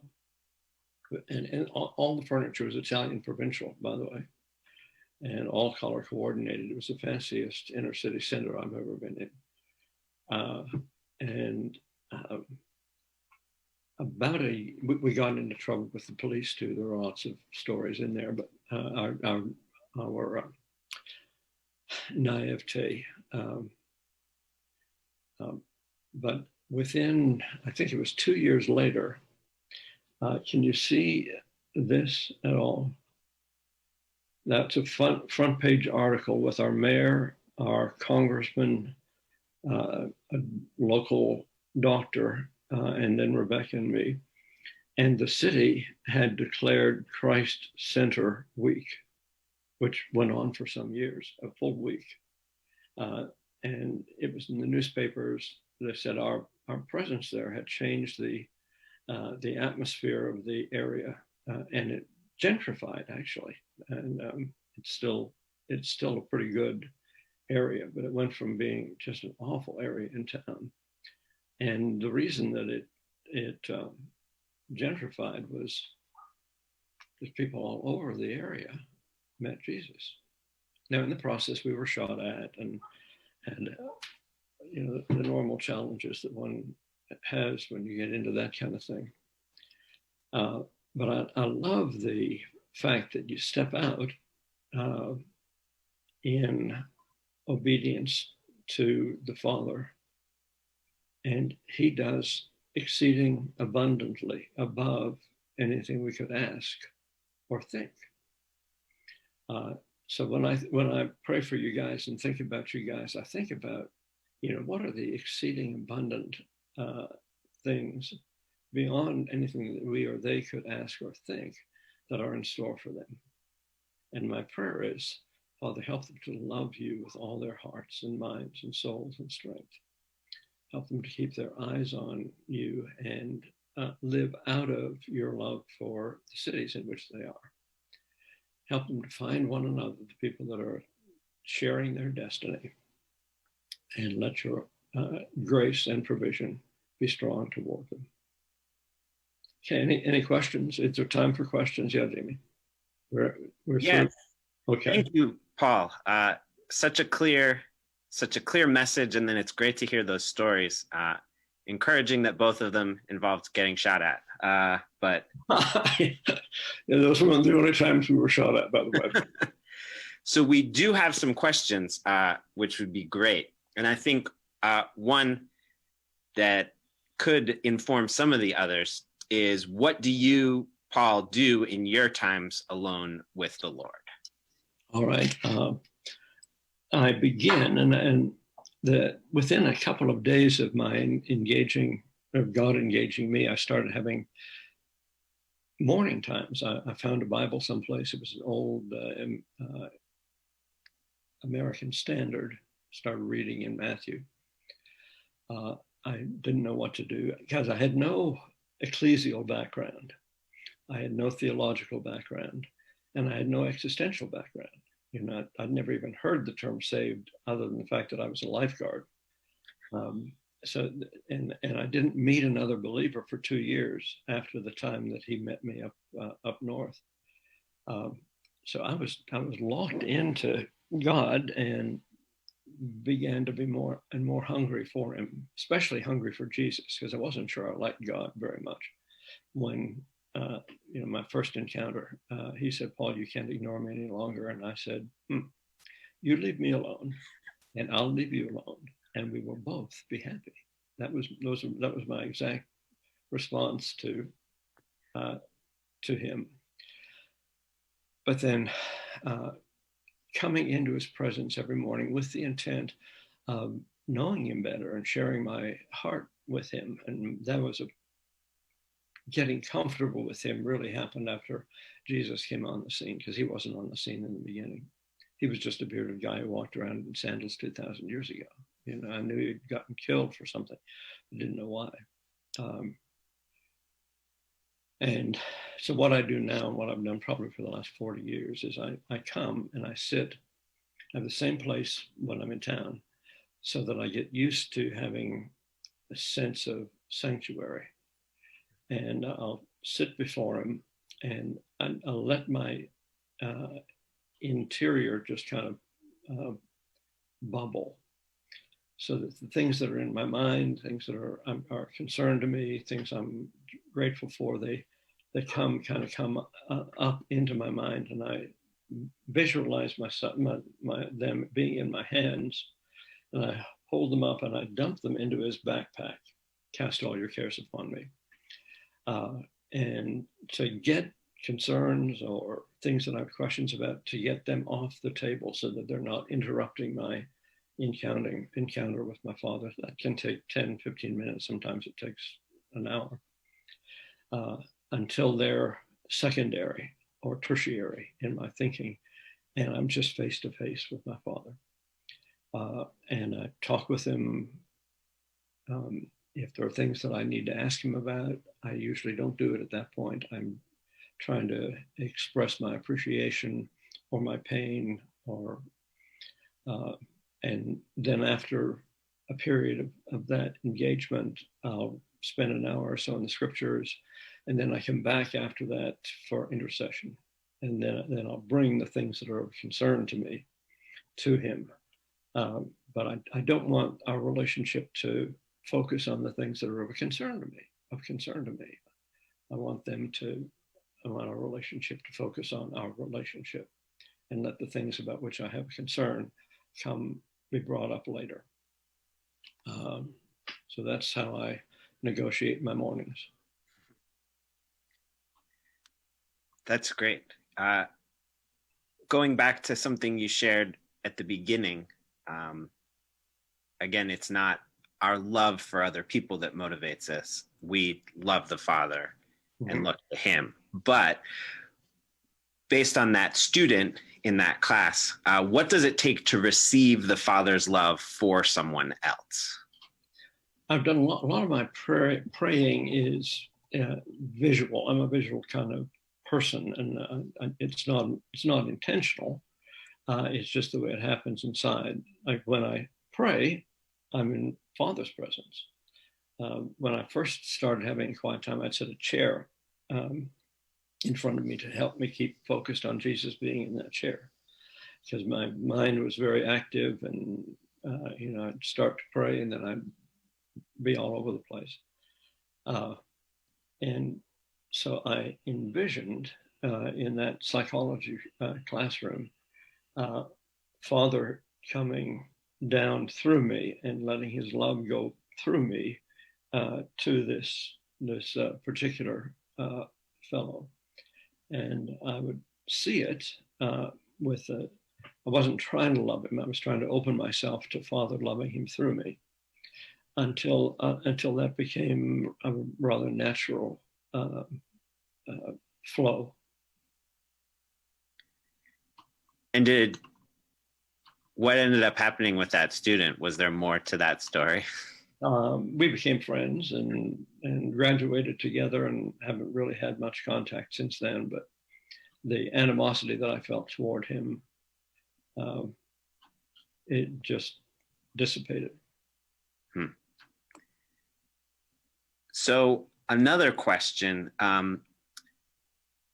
you talked about, doing what you see the Father doing, that Jesus did and you tried to do.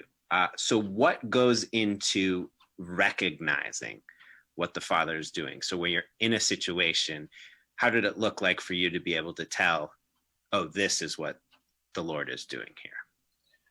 Early, because the concept grew in me before the capacity to implement it did. So in my quiet time, I would look. It was like I was looking at, or I was looking at the horizon over an ocean, and I'd span it, and just looking with anticipation, because I did have a lot of sense or sensibility to things that might be ahead, but those might be aren't always very productive. And of those things that I was thinking about or considering and things that I wasn't even considering, they'd come up on the shore. And once they came up on the shore and I could see them, I could begin to strategize toward them. But I couldn't strategize when I was just thinking about an idea. I had to see something that was concrete, and then I could begin moving toward it. And subsequent to that, I really tried to keep my focus on the Father, so that when whatever situation I was in with whomever I was, the center of my interior world was in union with him. That probably would be the better way of saying it. So I had a focus on the practical things that were around, and a vertical focus on his activity. Thank you. That's wonderful and helpful. Another question, you mentioned release yourself to God. Mm-hmm. Could you share a little bit more about how do you do that? I can. Do you mind another illustration? No, please. Okay, in about 1969, we had become good friends with Merlin Carruthers. I don't know whether you've heard of him or read his book, From Prison to Praise, or from, what's the other ones? He was very well known. He was a military guy back in the 60s, and very well known in the charismatic movement. And our team had been asked to sing on his bass a couple of times down in Georgia, and we got to be friends. And he came up to Christ Center on several occasions, and then he suggested, he said, "Paul, would you be willing to take your musical group to Vietnam?" Now he's asking this in 1968, in the middle of the war. And as was my inclination then, and is pretty well still today, I said, sure. Let us pray about it. And of course, he didn't know that meant that we had to pray in all the resources for what ended up being 3.5 months in Asia. And so we transitioned, we finally said yes, transitioned to electrical instruments instead of acoustical instruments, because it was just easier to travel with them, and made the committed ourselves to buying the tickets, but also made a commitment that we weren't going to tell anybody except the immediate families of the team and the people at the center. And so I put a wicker basket underneath a big cross that was made out of railroad ties in the chapel on a little coffee table that was an altar kind of, and said, Father, any money that comes into the center is going to go to the costs of the center, because it cost a lot. And any money that it comes in specifically to the team, I'll put in this basket and we'll use it for our expenses. Well, we arranged for the travel agent to bring the tickets to us at Christ Center, that same place down here. We were to leave, I think, the 3rd or 4th of January of 1969. Yeah, because we started the plans in 68. And there were 5 of us going. I was in the chapel praying because it was the day that the tickets were to arrive, and I had $58 in that basket. And I heard Rebecca's feet come running down the hall. I wish I could show you in that building where all this took place. Anyway, she ran down the hall, burst into the chapel. I could tell from her gait that she was distressed. And kind of out of breath, she came in and said, Paul, the ticket agent is here. So I got up off my knees in front of that little coffee table and walked down. Oh, it was a dreadful time. My knees were hitting one another, and I was going through all this internal, everything that I know about God and about the way to follow Him. I don't know how to stop that dinging. I'm going to have to relearn everything. It was a gut-wrenching experience. I walked up to him, and before I could say anything, he gave the tickets to me and was outlining, Louisville, San Francisco, Honolulu, Philippines. What's the capital of the Philippines? Whatever. On into Saigon, and then from there to Hong Kong, Taipei, and Korea, and then back the same route. And it was a little over $5,000. And as soon as he placed those tickets in my hand, Father said, son, they're going to be in your hands. They're going to be in your hands. Rebecca was standing here and the ticket agent was standing there. And I looked up at the ticket agent and I said, I'm sorry, we don't have all the money right now. Would you mind bringing them back day after tomorrow? And I handed them back to her, to him. And then I looked over at Rebecca. Rebecca didn't hear what I heard. Her jaw dropped. She could not believe what I was saying to this guy. But I knew. So I went down, got the $58, gave it to the 3 ladies on the team and said, buy anything that you can buy for 3 months in Asia for $58. So now remember, this is 66, so you could buy more in those days for that. They left the building and I went back to my room, and I was up and down as long as I was keeping my eyes on Father. I was relatively peaceful. Then as soon as I'd look at that $5,000, I felt like I slid down between the sidewalk, in whatever those lines in the sidewalk are. I struggled to get back up, and I was doing this kind of thing. And I said, Father,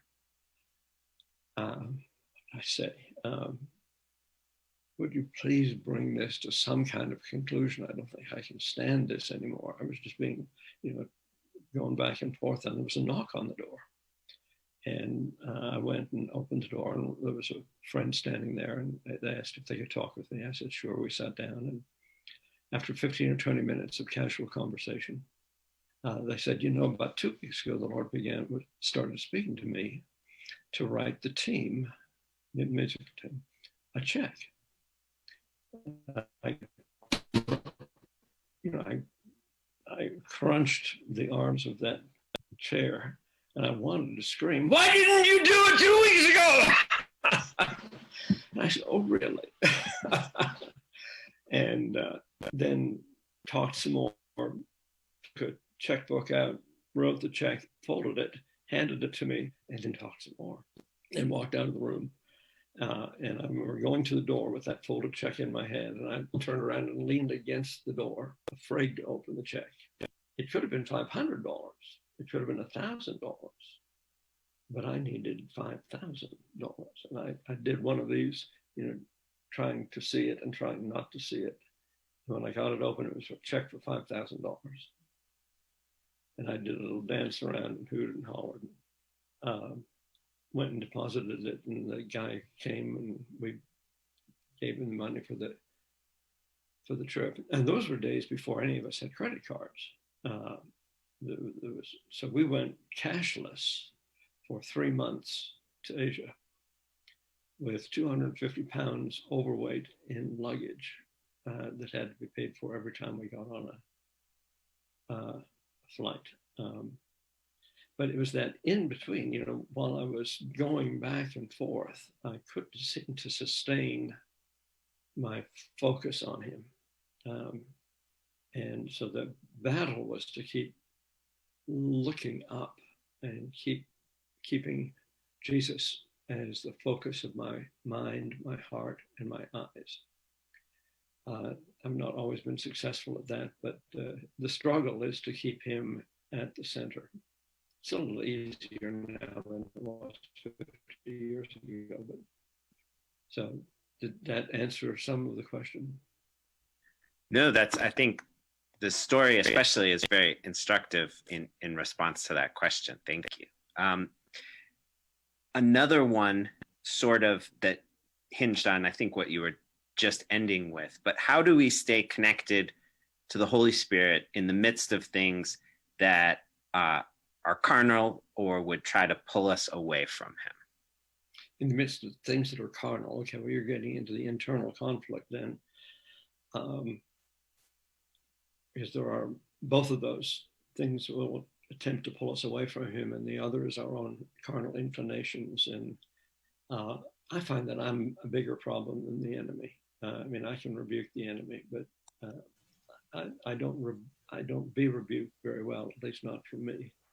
And when there's a struggle, temptation, relational conflict, anxiety, anger, fear, bringing those things, identifying them first, and not trying to push them away. It doesn't help to push them away. It doesn't help to not look at them. It leaves us in a graceless situation. So to bring them in and look at them, which means including the emotional reaction, the fear, the pain, that bringing that in and actually embracing that and letting it do its work of putting me to death. That the cross is when his purpose and mine cross one another, and the circumstance is often the tool of crucifixion. So rather than trying to avoid or deny the negative emotions, bring them in and let the circumstances be used in the Father's hand as an instrument to put me to death. Now, it sounds terrible, but resurrection's a whole lot more fun than that conflict. And I believe in emotional healing, but I think our greatest deliverance is from ourselves, and it's through the cross. When we let him sieve us through the cross, we come out on the other side, and you can't get to an eternal dimension or an eternal experience except on the other side of the cross. And the cross is not pleasant, whatever is being used. You look at what Jesus faced, but I don't think that we can get to it without embracing the cross. So that's great, and also very helpful. Similarly, along those lines, as you are sort of in that level of intimacy with the Holy Spirit, with the Father, how do you navigate working relationships with other people who don't operate that way and might consider you odd or question your decisions? It depends upon what my relationship is with those other people. If they're close friends, if they're people that are joined to me, then I want to listen through all of their concerns or questions, and then take them before the Father to see if he's wanting to say some of that to me. If they're people that are not either relationally or functionally attached, then I'll still hold them before the Father and say, Father, if you're saying anything to me of this, I want to hear it. But I don't take them as seriously, and I don't internalize them. I'll keep them in the sphere of my intellect, but I don't take them inside.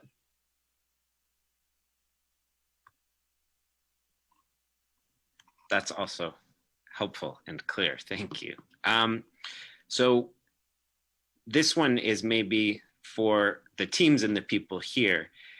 How can we continue to practice obedience to the Father in carrying out the ministries the Lord has called us to?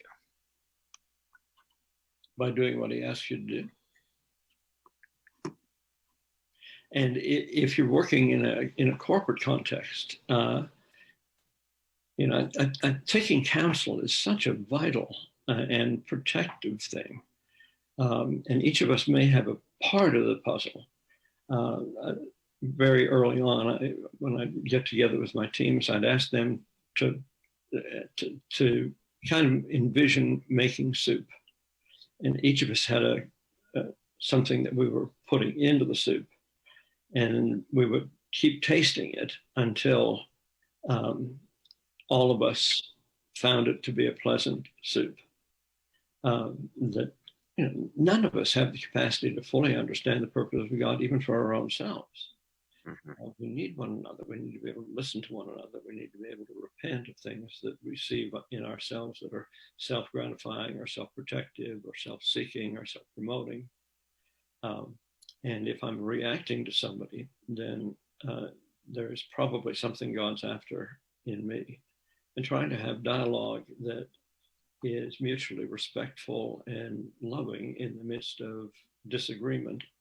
And we listen and then regurgitate if that's necessary. Say, is this what I'm hearing you saying? And I play it back and they say, no, that isn't exactly what I'm saying, until we understand one another. And then if we can't move forward, we don't move forward. If it's a team matter, then we don't move forward without consensus.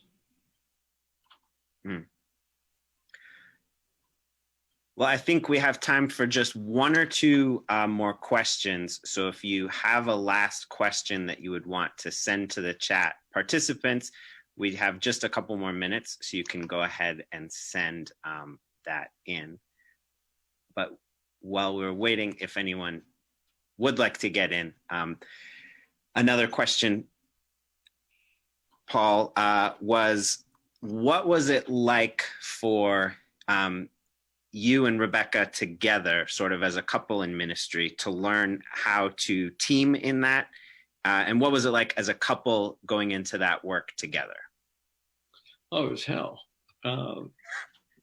I wasn't used to being integrated with anybody. And I was highly defensive, blaming.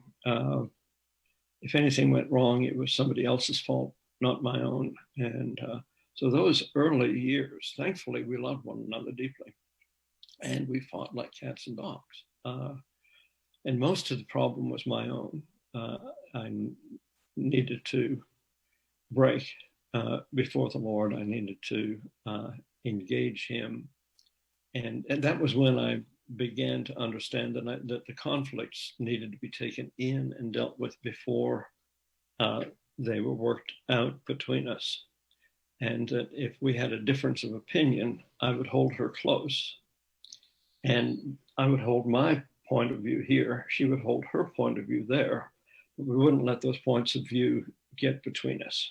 We'd hold one another close and then look from our different points of view and dialogue until there was some resolution. And if there wasn't any resolution, don't do anything.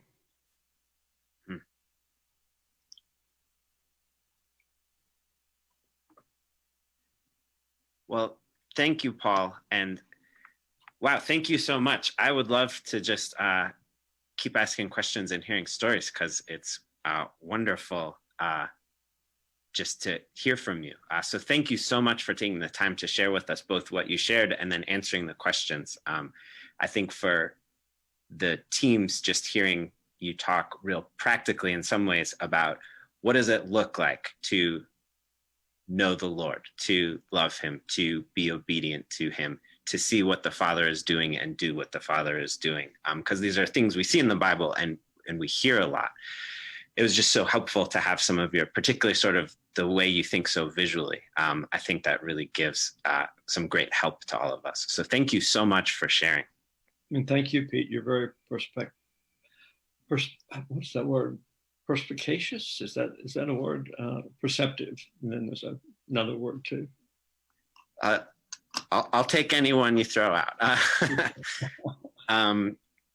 So the good news for all of us, hopefully, is you have other things sort of as a participant bubbling up in you, or other questions you have, or things that are on your hearts, or that you feel the Lord is prompting within you as you're listening to all of this. And the good news is you'll get some time in small groups to get to dialogue with your small group, to share, to bring things before the Lord, to pray together. So we are glad to be able to have that opportunity in just a few minutes. So we had a lot today, and we're so thankful to each person who shared, from the morning sessions through Paul just now. And again, it's such a cool opportunity. I'm honored to have the chance just to be a participant with all of you, to get to listen, to engage, to participate in small groups. So this is a really rich opportunity for all of us. I thank you so much to each of you who have been a part of it. And thank you to everyone who's been watching on the live stream and interacting over our page there and sending your responses and pictures and questions and other things. We're so glad that you're able to join us during this time as well. As we get ready to head into small groups, know that we will be back again tomorrow morning at 9 o'clock Eastern time here, and the respective times all over the world. And we'll get a chance to hear and sort of celebrate a lot of stories together. So that will be a really wonderful time together when we get to come back tomorrow. So we hope that you can join us. We know that for some of the teams and people watching, people who weren't able to join during the weekdays will be with us tomorrow. So we're excited to have a great group join us tomorrow on the Zoom and on the live stream. We look forward to being together with all of you then. For our small groups, which we're about to break into, you'll be in the same groups that you were in yesterday. We will get distributed into those breakout rooms in just a couple minutes.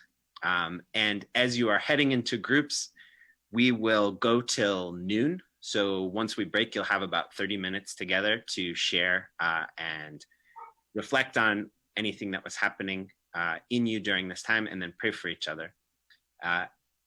And then again, you will wrap up your times together for this morning, just in those small groups. So when we close here, we'll send you out to small groups, and whenever your small group dismisses, you can just leave that. You don't need to come back to the main meeting. So we'll just close our collective time here in just a minute. So thank you, Pete. You've done a great job. Oh, well, thank you. And thank you so much for being with us this morning, Paul, and everybody else. If I think who's doing our groups, is that Anna? I am, Pete. Great. Any instruction, or are you just going to send us? I can give a little bit of instruction. So a little box will pop up and it'll say, you've been assigned to a breakout room. Go ahead and click accept into that room. It'll take you to it. And if it doesn't, there's a little bar down on your screen that says breakout rooms. Click on that and it'll give you the invitation. And there's a couple people I'm moving into rooms. And so if you don't immediately get one, just wait patiently and it will come. So that should pop up for you. Go ahead and open them. Perfect. So you are invited, and then we'll move the rest of you into them.